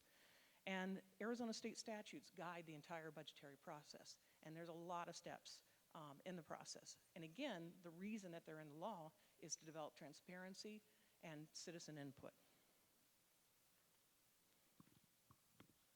I wish I had a clicker here for it's just a page turner. So the budget cycle, what you do at the very beginning of a budget cycle is that you prepare requests. What is it that you need? What services? In the case of an unincorporated city or town and you're trying to decide if you're going to incorporate, you have to, again, what do you think we need in the budget? In a regular budget process that would happen on an annual basis, you would review the request, you prepare the budget, and then the budget cycle never ends. Everybody thinks, oh, well, once it's adopted, it's done. No, you have to implement it, you have to monitor it, and then at the end of the year, you have to audit it and evaluate it, and then you start all over again. So it's kind of a constant cycle all the way around. It's not in stone. You don't just leave it, put the budget together, and never look at it again.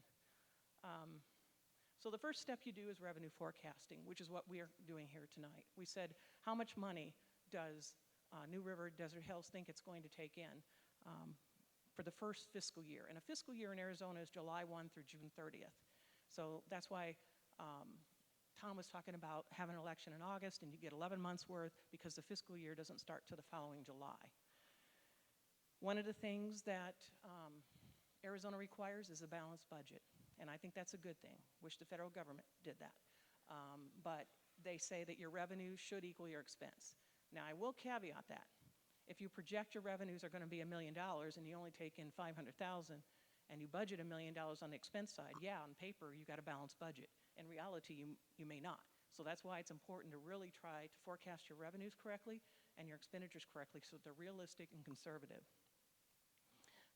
You also talk about an organization's mission, goals, and objectives, and a lot of times you develop financial policies. And financial policies are saying, this is how much we're going to set aside for a rainy day fund or a contingency reserve, or we're not going to use ongoing or one-time revenue for ongoing expenditures. Like, let's say we talked about sales tax. A project comes into the city or town, and you get a lot of money for construction sales tax. Well, that's only one time. City of Chandler, if it would have lived on the Intel plant being built, would have been in big trouble. And it was really easy to see all that money coming in and say, wow, you know, maybe we can add more here or do more there. Well, we did, but we put it into capital.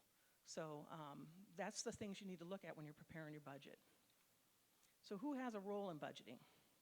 I've mentioned a lot, the citizens have a role. But it's also the elected officials that you put on that city council or town council.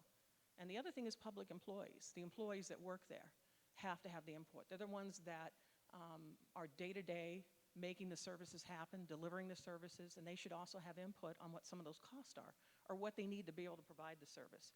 It's real easy to say, oh, we only need so many police officers. Well, I'm not a police person, I'm not a police officer, I'm a budget person. So I had to rely on the police chief and the police department to give me input. Now, would I challenge them as a finance person and say, well, what's your response time going to be? And what level of service does your city or town council want to have? You want to have a 10-minute response time, a 5-minute response time? Well, how many officers do you need in order to attain that goal? Those are some of the things that you ask public employees about in the budget process. And it's your budget if you're a citizen. It's your budget. And really, the beginning of the budget starts out with zero every year, if you want to be honest, because a council can approve, you know, all different, I mean, the revenues will be whatever you project them to be, but the expenses, you start from zero. Does it always happen that way? No, because if you had a police department that had $1 million one year, and you're going to have to fund that again because that's a required service. If you have an administration, you might have to perform some administration, but there might be other positions or other dollars within the budget that you may not have to put there. You can reallocate it to a different department. So again, the point is that it's not in stone. the council, the public has the input in order to develop the budget and change it if it needs to be changed during the course of the year. And we did hear it, we talked about it, even with an incorporated city or town, citizen can form committees, mayor and councils can appoint committees, there can be community budget hearings. Just like tonight, we're talking about finance. A lot of communities go out to the community, do the same sort of thing, and get input on what the budget's gonna be.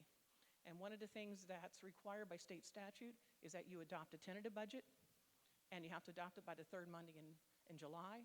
Why, I don't know, is the third Monday in July. I'll never understand that. I've told Tom that through the year since the fiscal year starts July 1, so I always recommend adopt your budget before July. If you have a property tax, though, you have to adopt a final budget, and you have to do that by the third Monday in August. And so in this case, that's not going to be an issue because that's not what's being proposed in the budget is a property tax, a primary property tax, or secondary as far as that goes. One of the things that you'll see in my presentation is that we talk about what is the elected official's role. Well, you elect the elected officials, and their job is to be able to provide the input that you provided them and why you elected them. They're also to develop policies. Are they to be running the town as far as the day-to-day operations? No, that's why you have administration. Their job is to look at the big picture and where the community wants to go and what policies they want to follow for that. And also to make sure that there's local control within that community.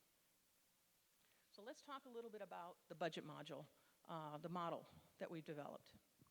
One of the things that I did was first go to the league. There's a really good spreadsheet on the league about the populations of the cities and towns and what type of services they offer. And so I went there and I looked at all the cities and towns, and fortunately, I've worked for 3 of the 4 cities. I developed their budgets even. And I just finished up Litchfield Park budget and Youngtown budget. I also looked at Fountain Hills. I did their impact fee study, but Fountain Hills has a population of about 24,000, but they don't provide any in-house services. They're like what is being proposed here, is that you contract or private services on everything. Now, the population that's proposed here is the 14,952. So it was very hard to get an apples to apples, so it took a little bit of time to dissect each one of those. Because one of the things I'm going to caveat is that where people put services in what department change from city to city. For example, there may be a separate information technology department.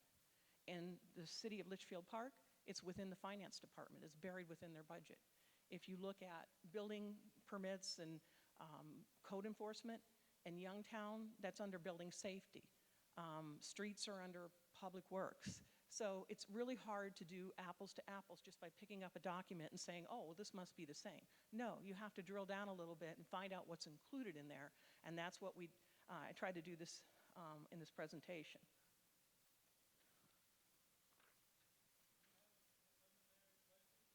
Yes, I do. I'll get to that.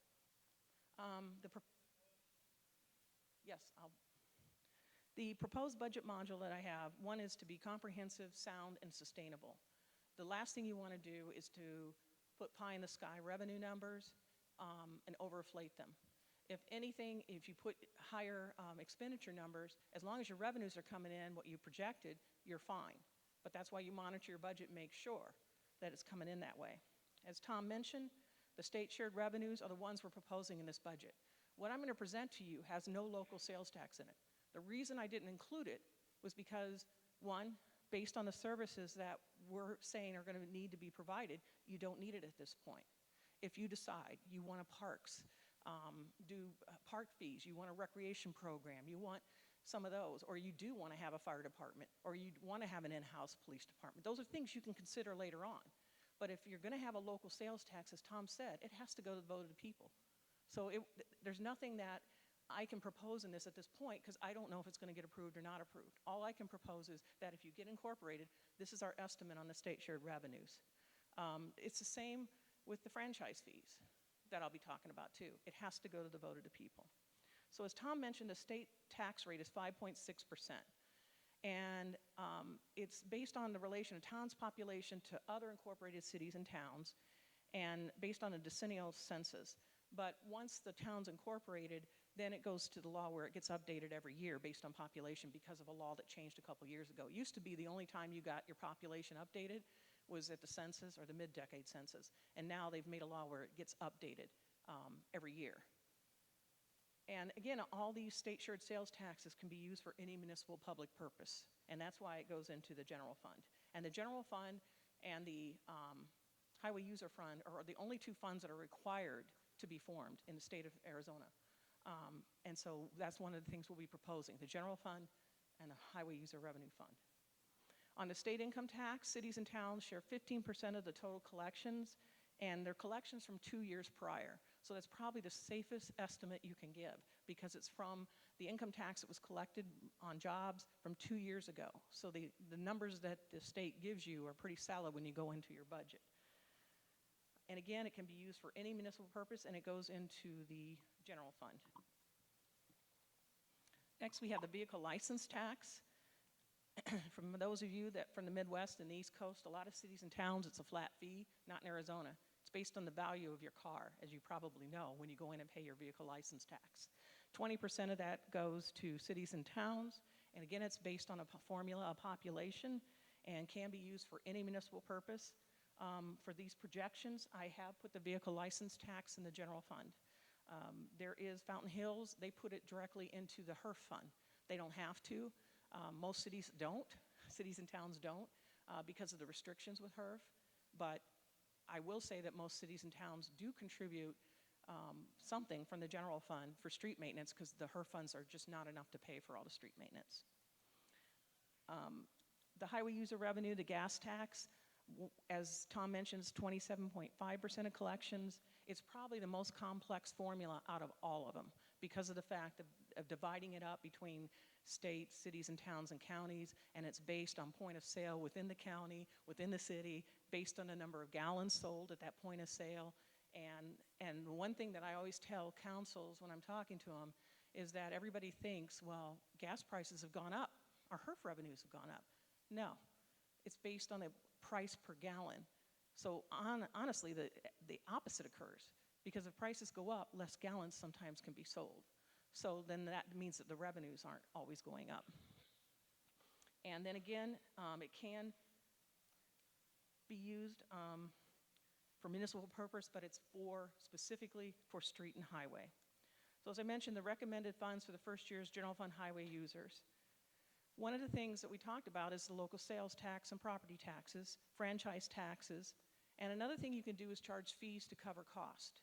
What does that mean? Well, if you've got a cost for a building permit, it costs you, $100 of staff time and paper and ink and copying to provide that building permit, you can charge that. And if you charge more than it cost you, then that's called a tax. So you have to just look at what your costs are and charge fees to recover your cost. Now, what kind of service level do you want for that cost? Plan reviews, building permit fees, all those things are formed based on what turnaround time do you want. If you want a 20-day turnaround, then it might take more staff or outsourcing of funds. Again, it gets back to service level and what you want. Other things are grants that we're seeing less and less of, unfortunately, and then interest income. So let's talk about the franchise tax. This is where the rights-of-way are dedicated to municipality for underground lines on streets. So in other words, if that gas, Southwest Gas, APS, they have underground lines that go on your city right-of-way or town right-of-way, you can charge a percentage of the gross sales of that. It's anywhere from 2 to 5%. Mostly I've seen about 2% of the gross sales, but it has to be approved by the vote of the people. And it's an agreement that's good for 25 years, but in 25 years you have to go back out for a vote of the people for franchise agreements. Again, I think most cities and towns in Arizona have franchise taxes from what I've seen. So what are the revenues that we're proposing for New River Desert Hills? No property taxes are proposed in this budget. No sales taxes are proposed in this budget. No franchise taxes are proposed in this budget. State shared revenues, we do have a small amount for fees to recover, but I could estimate anything from $100,000 to $1 million, the expenditure would be the same and it'd zero out. So I'm assuming that, okay, you'll cover the cost or you'll set fees to cover the cost if you decide to provide that service. And maybe you stay with the county and you don't provide that service. And then I didn't include any interest income and no grants. So again, the numbers are state sales tax. You're looking at $1,486,704. And as Tom knows, I always do a double check per capita and look at what the other cities and towns are, and those ones I just mentioned per capita, and it's right in line with those, dead on. In some cases, a little bit more conservative, which is exactly where I want to be. I don't want to be over on my estimates for revenue. State income tax is $1,805,780. Auto license tax is estimated to be $648,631, and building fees, as I said, I put in $100,000. I've looked around, that can go up or down depending on what's going on in your community. At this point in time, I have no idea, but let's say it's $500,000, then I would offset it by the same on the expense side. It was zero out. So right now, we're showing a budget of $4,041,115 on the revenue side. So how are we going to divide that up? Well, I have a listing, and I also, just a note, the first year that I put in the budget would be fiscal year 2021, assuming that if an election took place in August of 19, that you would then be putting a budget in place for 2021 the following year. The town council, manager, clerk, I put $455,000, and I'll break it down further. Finance department, I put $198,694. Attorney, prosecutor, $100,000. Information technology, $100,000. Public works engineering, $200,000. And then public safety and courts, $2,250,000. I also put in a transfer to the HERF fund because, again, on an estimate based on the number of lane miles, and to answer your question, it would include a lane mile for maintenance includes everything. The cost of administration, the cost of a building, equipment, everything per lane mile. So based on the number of lane miles, we're looking at about $1.2 million for that. And as the HERF, we get to the HERF, there's only like $979,000 that you're going to collect from state share revenues. So I included that. The other thing that I did was I put in a contingency reserve of 15%. And everybody's going, 15% of our operating expenses. You know how much time that buys you? 8 weeks. Now think about your own personal life. If you lost your job, you'd only have backup for 8 weeks. You're talking about a city or town. A reserve is $522,000. It sounds like a lot, but then if something goes wrong and you have a downturn of the economy, which a lot of people saw back in 2007, 2008, that time frame, they were lucky to have those reserves to bridge the gap, I call it. Also, if there's unexpected emergency, a lot of cities and towns I work with, there's something that always happens every year that they didn't anticipate, didn't expect. I do the budget for the town of Kearney. You're not going to have water service here. But they have water main breaks, and boy, it's a good thing they have a contingency reserve. They had a wildland fire, and they had a bunch of problems they had to face. They didn't anticipate that, but thank goodness they had a contingency reserve. Somebody comes to town, you didn't put in your appropriation correctly, then let's say you didn't estimate for that to come to town, but you need to build some infrastructure, that gives you the flexibility to be able to have the appropriation for that. So again, these are just based on preliminary numbers, and these numbers can move within each other. We have the $4,041,115 in revenues, and this is how we've kind of broken it out at this point in time. Again, this would be a total public process if you go through the budget process too. So for the town council, manager, clerk, as Tom mentioned, we're talking about 2 full-time positions that we put in there and some part-time. The town manager can be / the clerk. You also have town council expenses that you have. And I mean, there's still the agendas, the website, as you mentioned, printing, things like that. Council needs training. They go to training a lot, and that sort of thing. And you want them to be well-versed on what they can and can't do as a council member. The other thing is that it includes commercial liability insurance, which is required. And that, I put in about $150,000 for that. And so, and again, it's based on looking at those 4 other cities and towns and just kind of doing a ballpark estimate of where we think it might end up. As we would move forward in a regular budget process, you would fine-tune that number with the risk management pool, and they would be able to provide one. But it would all depend on, you know, what type of equipment, what type of buildings, and then the commercial liability. Again, I don't know how they determine the risk of an unincorporated to incorporated, but there might be more risk, I don't know. But right now, that's the figure that we have in the budget. I also included in the town council, manager, clerk department, operating supplies, dues and memberships. You can go through a line item budget and look at it, There's cell phones, there are copier charges, there's printing, there's office, there's a lot of different charges that are in there that are kind of all grouped together. But again, we try to do the best job at the estimate at this point. On the finance department, I put in 2 full-time positions. I put in a finance person, and it doesn't have to be a finance director, but it's got to be somebody that's either like an accountant or understands accounting. Because the one thing that I've noticed in a lot of cities and towns that are smaller is that if they try to put, like as Tom said, a bookkeeper in that role, there's a lot of reporting that needs to be done, a lot of checking. The other thing is something called internal controls. If you only have one person writing all the checks and approving the checks and making the deposits and collecting the money, you might have a problem there. So that's why I always recommend that you have at least a couple people in full-time positions in accounting and finance, and then you might need some part-time. The other thing is that I put into that department the town hall rent. If you rent a town hall, I put in outside audit because, again, state statutes require that cities and towns have an audit done by a third-party outside firm that comes in and reviews your financial, prepares your financial statements and audits them. You have payroll services that you're going to have to you probably won't do in-house. You might outsource that. And then you have, again, the same thing with operating supplies, computers, copiers, all that sort of thing. The next thing I put in was for the attorney prosecutor, and it's for contracted positions. It can be for an attorney, a prosecutor, and mostly small cities and towns do contract that out. And again, depending on how much you use that attorney will depend on how much your contract's going to be after you're incorporated. So if you have a lot of personnel issues and you don't have a HR department, usually go to your attorney, but you know what they charge. And so sometimes you might have somebody in-house. Those are all the services you can decide as you mature as a city or town and know what you want to do moving forward. Information technology, no matter what you get, you might end up with QuickBooks in the very beginning, but it's going to be a cost. There's going to be computers are going to be needed. There's reporting you're going to have to do. So again, you probably contract services, but you'll have computers and servers and all kinds of things like that, besides a financial system and support and maintenance. Again, could information technology come down? We put 100,000 in, yeah, but then maybe the administration is maybe not, needs a little bit more funds. Maybe the insurance is going to come in a little bit higher. Again, as we refine, we'll get to that. On the Public Works Engineering Department, again, you're probably going to, if you do have building permits or plan reviews or code enforcement, those are all services you can decide if you want to do as a community. I put 100,000 in as revenue, 100,000 going out.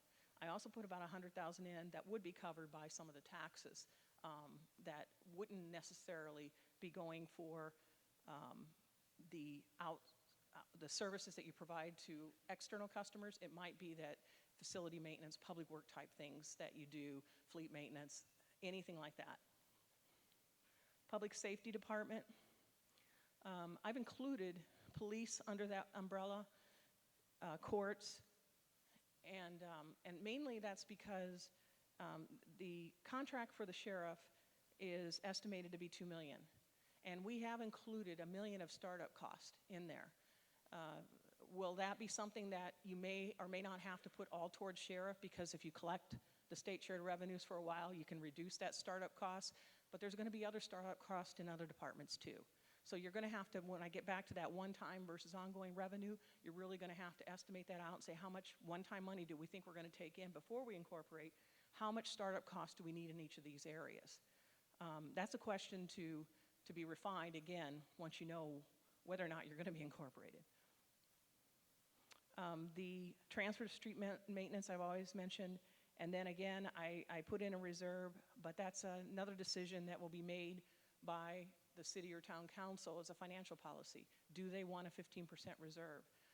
Somewhat more, somewhat less. The Government Finance Officers Association, a national organization, recommends at least 15%. You should at least have 8 weeks worth. So that's why I put in the 8 weeks. Again, we estimated $1.2 million for the roadway, for public maintenance in the public right-of-way, which would become, the county roads would become the responsibility of the newly formed city if it's approved.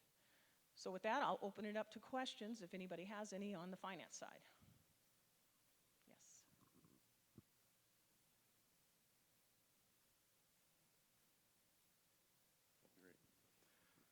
So, I got loud. So the excise tax right now, is the county collecting that money from APS and, our CenturyLink and all that? Are they collecting that right now?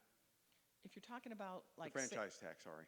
Pardon? The franchise tax. The franchise tax would be an agreement that would be coming in directly to the city or town. You would be collecting it directly. So it's not being collected for the county right now then? I don't know if the county collects any franchise taxes. I Okay. don't know. I'd have to check. So on in that. the event we do that, can they pass the cost back to us as our APS bill goes up? So that's gonna come out of us, right? If APS passes it on, yes. Okay. If they pass it on.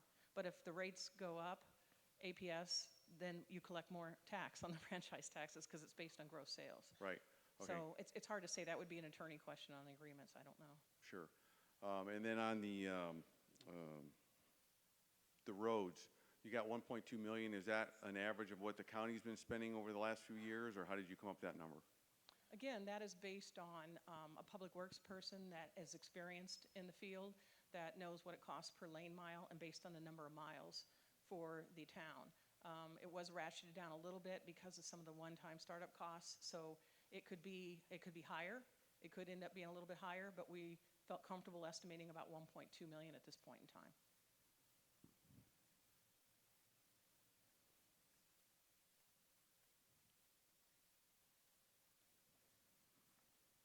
Hey, thanks for coming and answering our questions. So looking at your budget, it's not costing us anything out of pocket from what I saw from your numbers.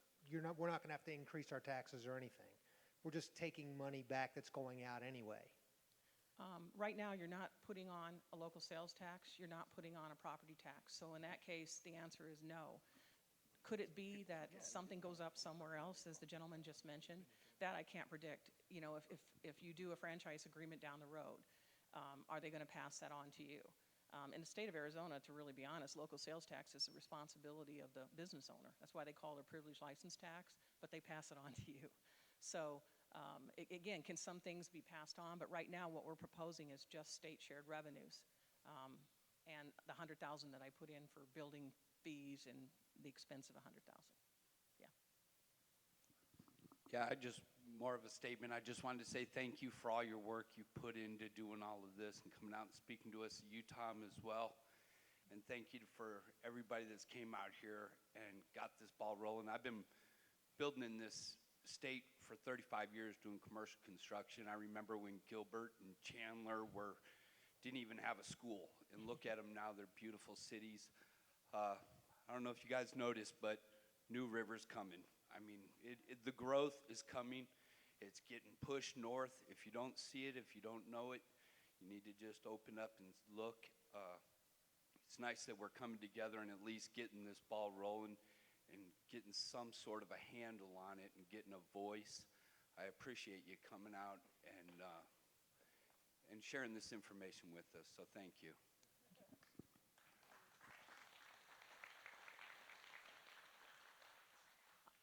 Yes. Just one quick clarification question. Again, thanks for coming out and trying to answer some of these questions. You're talking lane mile. Is that paved road lane mile in this area, or is it dirt roads that the county doesn't maintain now? Are those part of the lane mile budget numbers that you're talking about? Do you know? Lane miles, and I was given the number of lane miles in the budget that was given by the public works expert, and it's based on the number of paved roads in the county that are being currently maintained. Yep. There is some dirt roads in it, I guess, but I don't know how much. But you know what? I can get back with you on that. I think that's a good question. So you have 1.2 million for the roads per lane mile. Who's going to pay for the equipment? You have 200,000 for public works. I can tell you that a paver, a grader, a dump truck is more than $200,000. Who's going to pay for the employees to run it? The 1.2 million is inclusive of the equipment that it takes to run it. It's a cost per lane mile based on all those things. And again, I think that The number of lane miles on dirt versus paved, that's a good question. We will get that back with you and get that answer. Yes.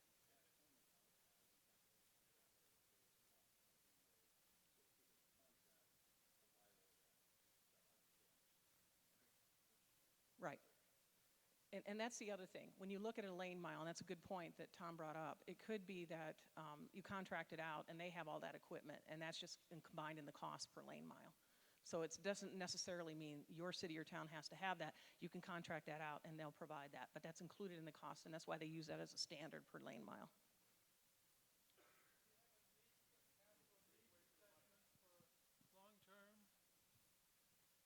Do you have a long-term capital needs assessment for infrastructure? We don't have anything like that right now. What we have is a one-year budget. And do I recommend that that's something that every city and town do? Absolutely, because you want to do a 5-year forecast at least. 3 years is probably the best the crystal ball gets to. 5's a little bit fuzzier. Beyond 5, it's really fuzzy. So you want to look at what your capital needs are, and you want to look at like even a capital replacement fund, those sorts of things. But what we were asked to do was, what do you think the first year of the fiscal year budget under this newly formed city or town would be?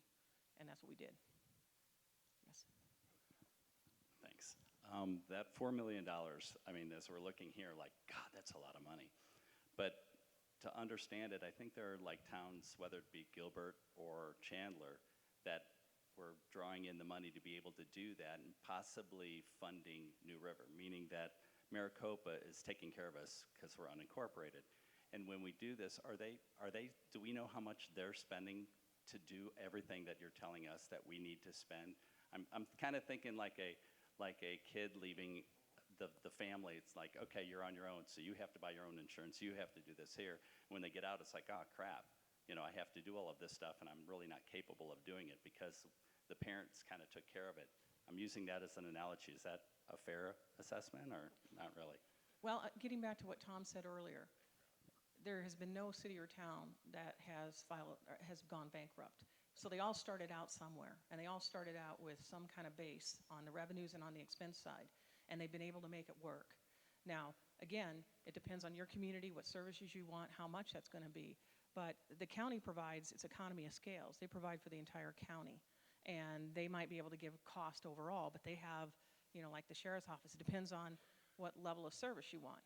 If you form a contract with them and pay them, you might say, we want a response time of 5 minutes or less. Right now, it may be 10 minutes, 20 minutes, I don't know. But so to try to compare what they pay today versus what this budget is very hard to do because of that. Yeah. I'm sorry, I have to ask this question again.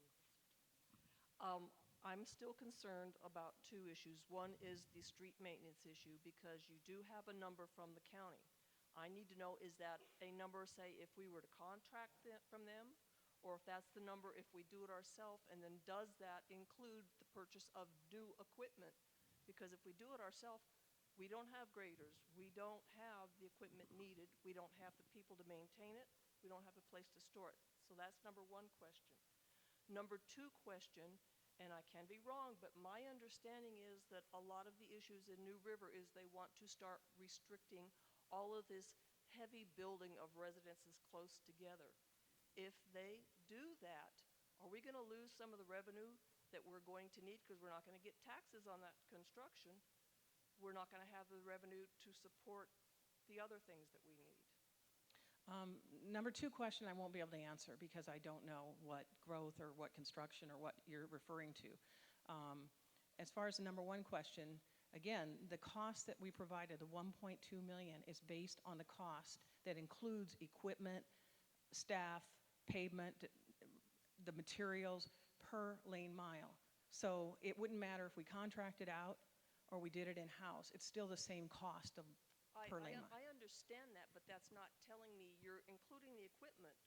But Yes. is that including the purchasing of the equipment, or is that figuring in equipment you already have, so that's your maintenance cost? You would probably contract it out, so maybe that will answer your question. Yeah, because that equipment, for that amount of money, you couldn't get the equipment and maintain the roads. But thank you. Well, that's what everybody would have to weigh out on any service, but definitely on streets, they would say, okay, what would be the startup cost? Could we have a cost per lane mile that would go down then because it doesn't include it? That's the analysis that would go on. But more than likely you probably contract out. I don't know who to go to next over here. You stated that nobody has gone bankrupt. How many of these towns or cities are in debt? There you go. If, okay. Let me answer that first one first, okay? Pat said in the beginning, there's a difference between operational debt and debt that you put on because you're building something, okay? So there is debt if I'm building a schoolhouse or if I'm building a fire department and I go out and bond for something, okay? That's debt, but we can't have operational debt. So in other words, services that are provided from, we can't go into debt for those things, okay? The federal government, you hear about their debt. The debt that we go into has to be voter approved. So, anyway. Pretty sure debt is still debt. My next question would be to both of you. I'm sure you're not here just because you thought it'd be fun to hang out with us tonight. Who is paying for you, and how much did you get to come see us tonight? Well, I can tell you Tom's not getting anything because he works for the Arizona League of Cities and Towns.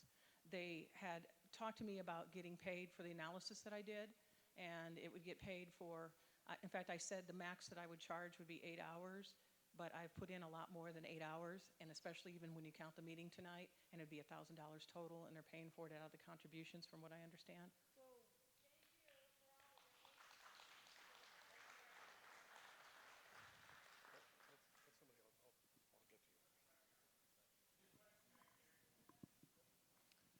Yeah, you said we'd get a vote before there were taxes imposed. Would that apply to individuals getting to vote before impact fees were assessed? Well, I should have talked about impact fees. Impact fees are something that can be implemented by a city or town based on some state statutes, 46309, 46305, very strict statutes on that, on what you can impose.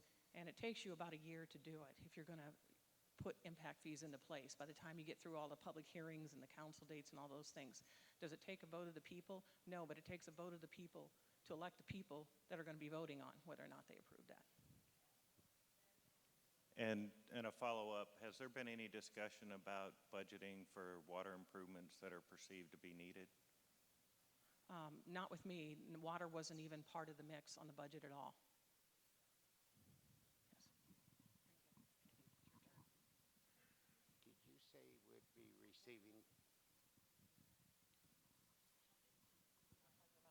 Did you say would be receiving $2.5 billion through the courts and justice system? Was that income? You would be receiving some income, but what I have found, I didn't include any of that income because I found that it's costing a lot more and they're restricted on what they can be used in, like court enhancement fees, according to state statutes, can only be used for specific purposes within the court. And then it depends on the fines that are given and all those things. So right now I just included some of the cost of the courts, but you could increase it by other revenues, but you had enough revenues to pay for it within the state shared revenues that you were collecting. So if anything that you collect in a fine or a court fee that maybe can be offset some of the court expenses, but in my experience, there's not a whole lot. I'm asking what that $2.5 million was. The $2.5 million for which? The shared revenues or the expense? I understood it was an income shared revenue that would be receiving. I was just trying to find out where. No, I don't have any revenue coming in for the courts. I have $4 million in state shared, or about 3.9 really, when you take out the amount for the building permit engineering fees and state shared revenues. I put in $2 million for the public safety contract and $250,000 for the magistrate court. That's our. Yeah. Public safety.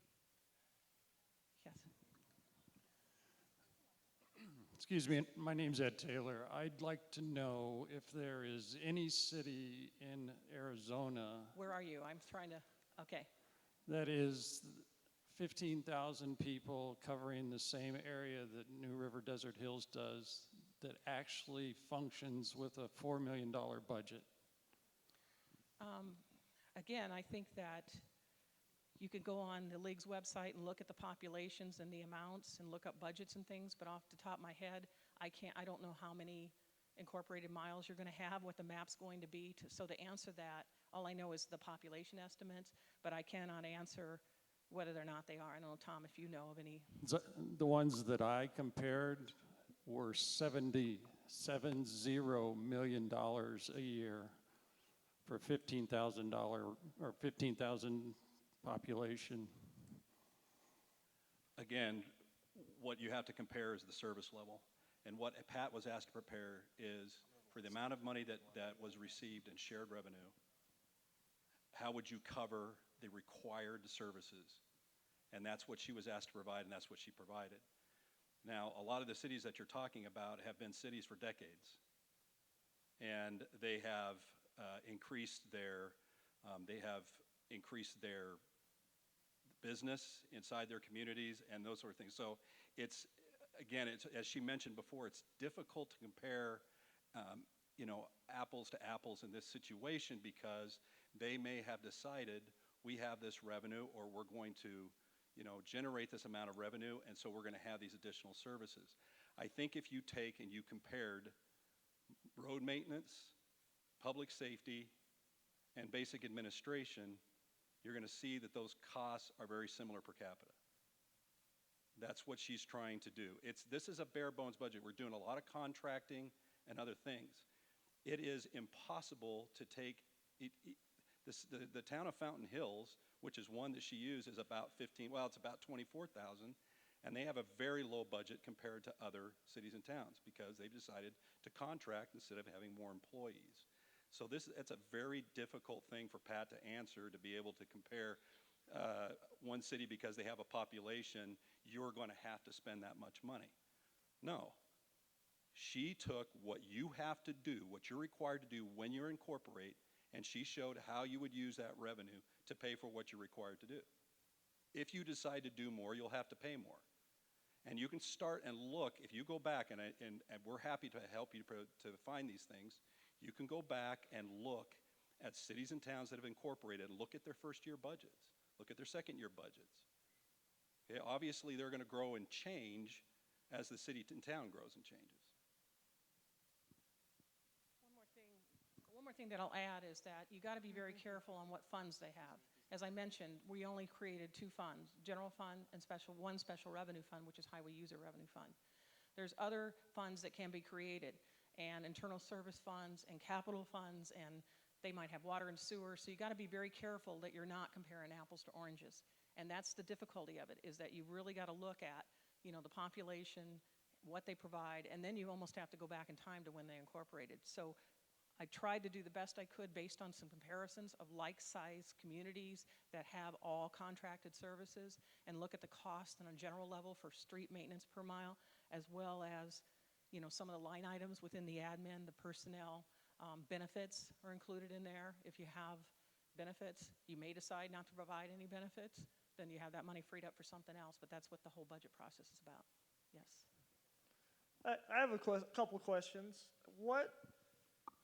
How are we gonna, what's in the budget to build a building for the city at first? Where's that money come from?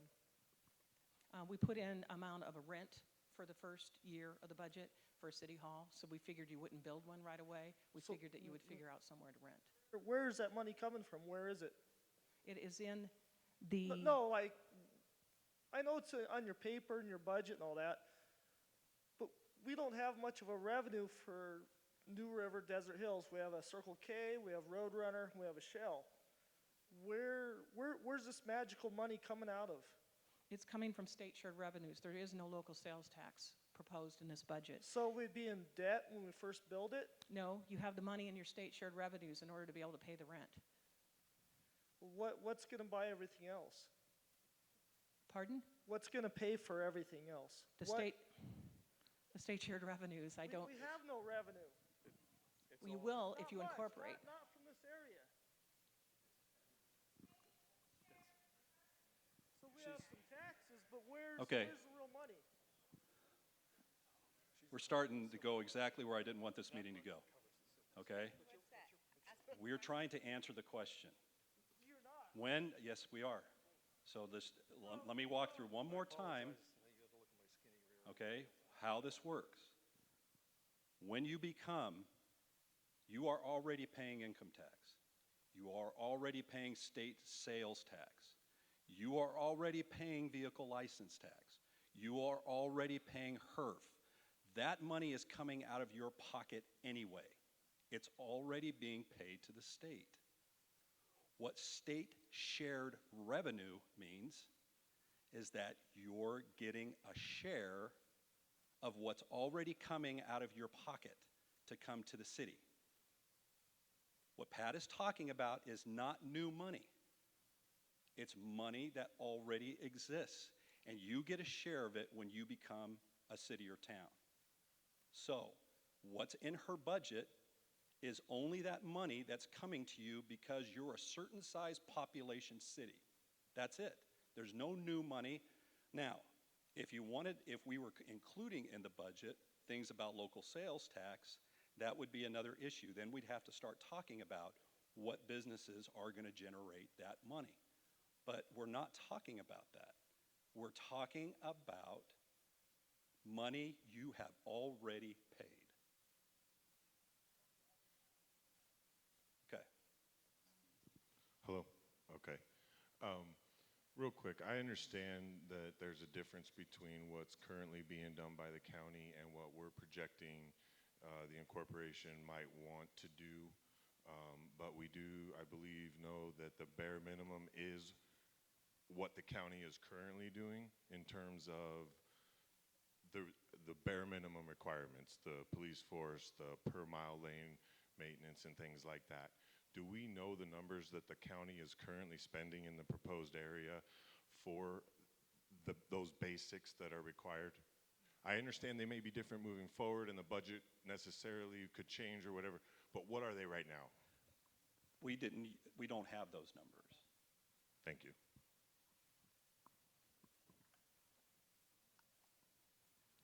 There's some. I want to, excuse me, whoa. I want to go back to the roads. When you do that per mile charge, does it take into consideration we are a county? Most of our roads are just asphalt put on top of probably caliche, and we have flooding every single year where the roads need to be graded and repaved in some places. And also, I'm curious, once we become under the city-town incorporation, EPA has been after the Maricopa County and actually Arizona to lower its PM10, and which means there's been a lot of paving out in our area to do so. Where's that in that budget? I don't see that in there at all. Again, I don't know if in the first part of my presentation I covered this, okay?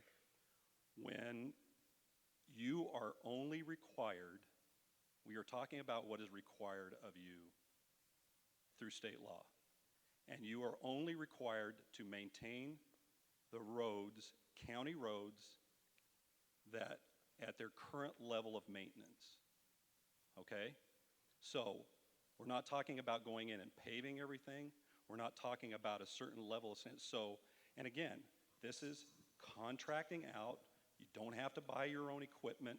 Most cities and towns contract nearly everything that they do because it's required to do so by law. So this does not include any new paving or anything else. Now, if you decide and you have the money to later on and you want to pave a road, you can do so. But that, again, is what the point we're trying to make here is Pat took money she knows you're going to receive because you become incorporated, not any money that we're speculating on. This isn't speculation. All of these dollars are dollars that would flow to you because you become a city. And she's shown what you have to do if you become incorporated. That's what this budget is. Okay, right down here in front, she's had her hand up for a while. Oh, I'm sorry, she's got the mic right there. Go ahead. This isn't really a question, it's more a statement. There's just two There's just two issues. What do you want? Less taxes or less representation? Because only the electors will be able to vote. You keep saying you'll be able to decide about 4 lanes. You'll be able to. No, it will be you'll be able to. We will have less representation. Oh, maybe less taxes. People have to weigh. Do I want less representation? No, I don't. So that to me is a statement.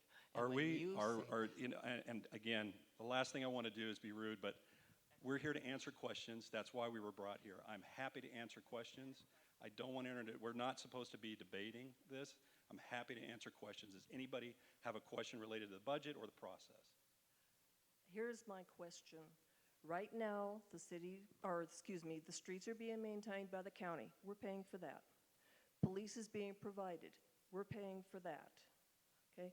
I understand, again, New River has some issues with wanting to control the building up there. But everything else that you have laid out in the Is there budget. a question there? It doesn't sound like there's a question there. If you let me finish, you will hear it. Okay. Thank you. Everything that's laid out in your budget, other than that, we're already paying for. So what is the benefit to us for incorporating at this pay time and paying salaries and other issues when we're getting all those services we're already paying for? And that is, and as I have said several times, that's a perfectly legitimate point of view. What I've also said is that if you want to pay for more, if you want to change your service, if you want to do additional things, if you want more representation, then incorporation could be for you. If not, it probably is not going to be for you. Hi, Tom. I question kind of for both of you. When you were starting your overview, you'd mentioned the limited liability insurance in case the town was sued or whatever.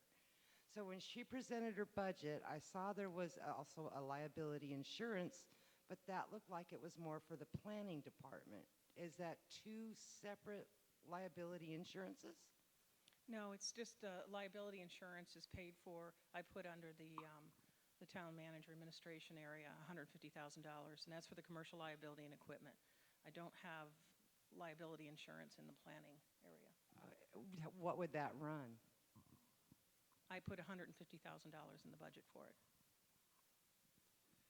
What happens when you get your liability insurance is that the company sends out an adjuster, and they talk to you about what services you're providing, what equipment you may have, where you're renting, and they look at all of the liability, and of course they have experience with the other cities and towns, and they come up with a number for the entire operation, not individual, but individual apartments.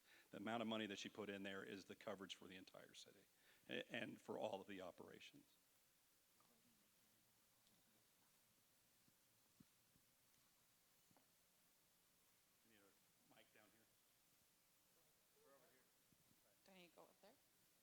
Okay, I've been recording this live on Facebook, and someone is asking, or they're saying that you both have said no one has filed bankruptcy, but they've shared a link that in South Tucson, they were, in 1984, they filed bankruptcy because they were sued over an accident, like someone got hurt, and they didn't win the case, so they did file bankruptcy.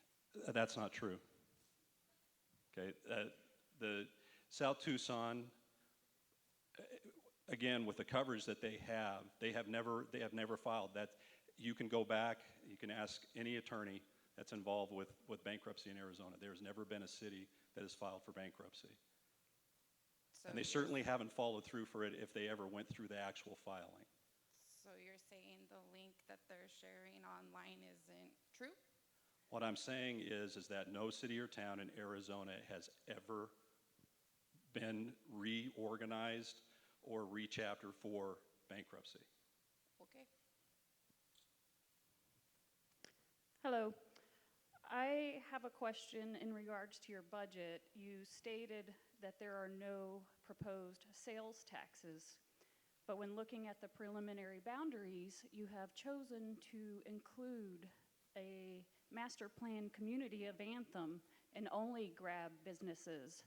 What is the purpose of grabbing businesses in a nearby town to have them not actually be a part of your new town, unless you want proposed sales taxes? I didn't put the boundary maps together. I didn't have input on that. What I was asked to do, as Tom said, is to look at the amount of required services, look at the state shared revenues that you're already paying for that's going to go towards to pay for these required services.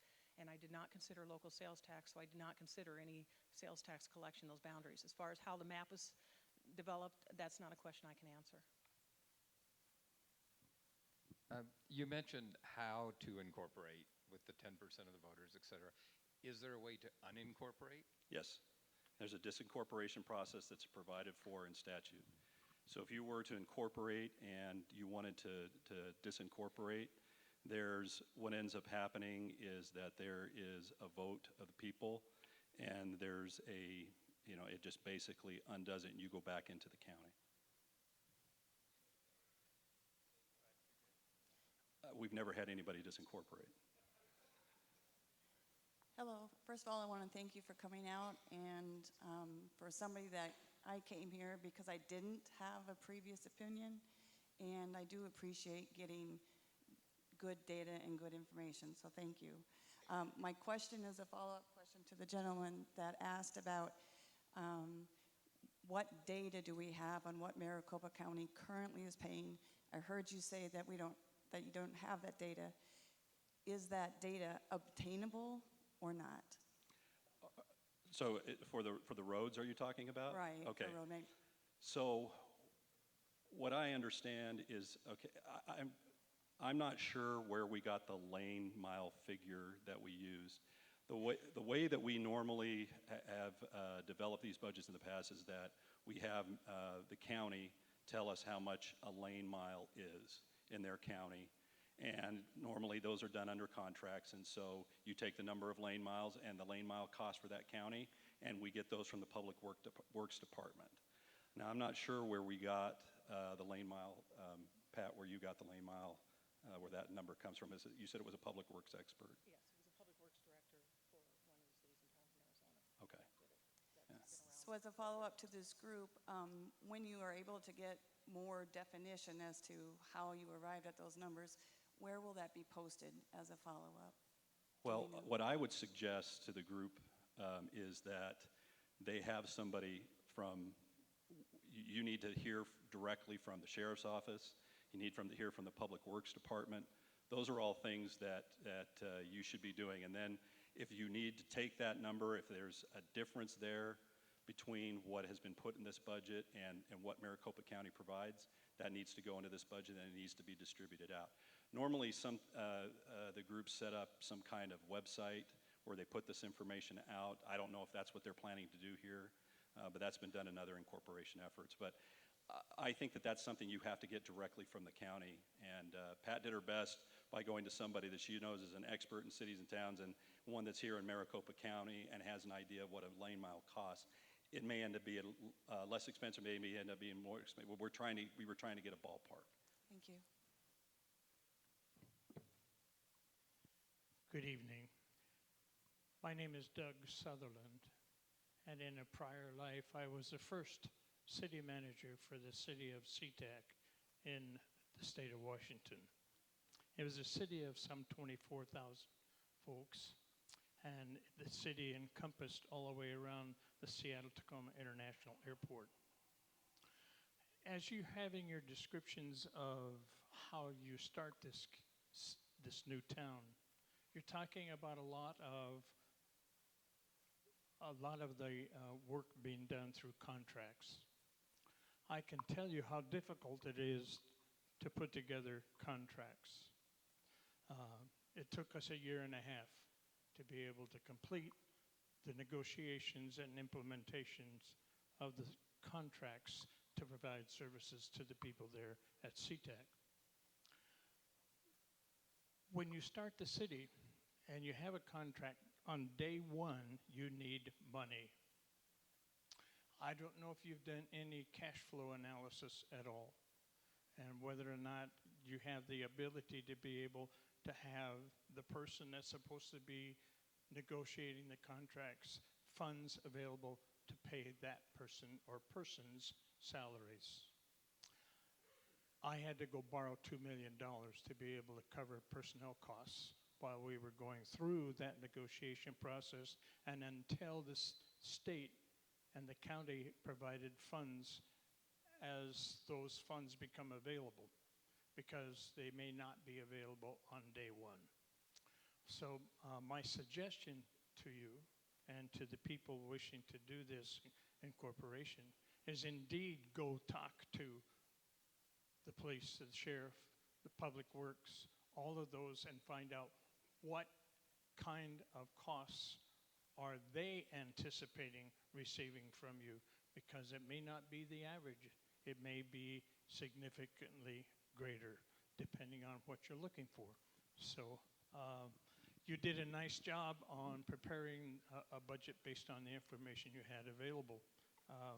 As I sat down and built a budget too, I had a lot more people involved as part of the town, and therefore it was a lot more expensive. So there were a few things that I thought you folks did not have the ability to cover. Fire, for an example, I haven't seen anything anywhere about fire services. I didn't see anything about public services, social services kinds of things. And so, some suggestions for you. Thank you so much for your suggestions. I really appreciate it. I do want to point out that we are within an existing fire district, and so there would be no changes there. We do want to let everyone know that we have an additional part of our presentation that's going to be held out into the lobby, and we only have about 30 minutes left. So we don't want to cut anyone short on their questions if you guys would still like to ask questions, but we do invite you all to come out into the lobby where we have our volunteers there able to answer your questions one-on-one, and we have a lot of detailed information, all of our research available for you to peruse in there. So does anyone have any more questions, or would you like to all move on? We still have a few more? Okay. My question stems from the talk about the commercial property from the Anthem area being drawn into the boundaries. We actually have volunteers outside in the lobby. And with would maps. that have anything to do with an urban or rural designation? Right now in state statute, and again, we did not have anything to do with the drawing of the boundaries, so I can't answer that particular question. But what I can answer as far as the rural and urban designation, there is no definition in state statute in Arizona about what constitutes a rural community and what constitutes urban. And so there really isn't anything, that doesn't have any meaning in Arizona state law. So everything is either the city, the town, or it's unincorporated county. But doesn't it have to be like an area has to be considered urban in order to incorporate? Right, and again, urban is that definition that I read to you in the beginning that had to do with that you have services in common and those types of things. It doesn't have anything to do necessarily with population as long as you meet the population threshold of 1,500 people. So if you live in a town of 1,500 people, I don't think you consider yourself urban, you consider yourself rural. What they're talking about is they didn't want large separations of, so think about maybe out in the Midwest where you have long, long tracts of land where you have one farmhouse and one family, and they live very, very spread apart. They didn't want a city to be drawing a circle around something like that. Okay. And so that's, when they say that they are urban in character, it means that the people live in close proximity. There's residential development and that kind of thing. Okay, thank you, and thank you for your time today. Thank you. And like I said, we have some detailed maps out there, and we have our volunteers happy to answer any questions in regards to our committee or anything of that nature. Does anyone else have any questions for the budgeting expert or for Tom? Well, we're going to answer all those right out there. We're happy to answer them. Well, we're going to talk to you one-on-one, sir, so please feel free to come on out. Thank you guys all so much for your time. We're happy to answer any more questions. If you want to raise your hand, we can send over a mic. What do you need to know? Well, all the questions, the pertinent questions that were answered up here, they couldn't answer. Why weren't the people here that put this together, that want to incorporate, nobody's up here representing them? He's right behind you. You can ask him. Okay, I've just got one quick question on the roads.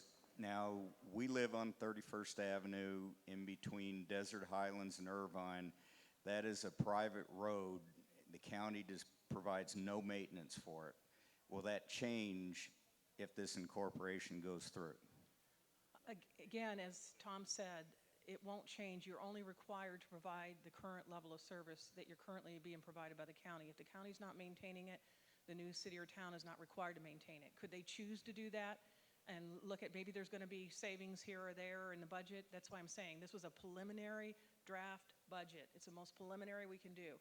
Can you move things around? That's why you can go and Right. vote people in that can do it. But no, they don't have to as a requirement. So theoretically, they could decide we want that paved and assess those of us living on it.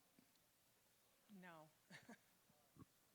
Most likely what would happen is that the only way that they're going to consider new roads is for some reason they have extra money, maybe with the HERF, and that doesn't happen very often. Cities usually don't add a lot of new roads after they incorporate, but sometimes they do. And sometimes what has happened is the people that live in the area may want to improve the roads. So instead of, if they can't afford to do it and people are willing to pay, they'll set up a road district. And that's something that's provided for in state statute. But it's a city can't just come out and say, hey, we're going to pave your road and you got to pay for it. That doesn't happen that way. Okay, thank you. You're welcome. Thanks for taking my question. I appreciate it. I know we got a kind of a rough crowd here tonight, but it's obviously an emotional subject for a lot of people.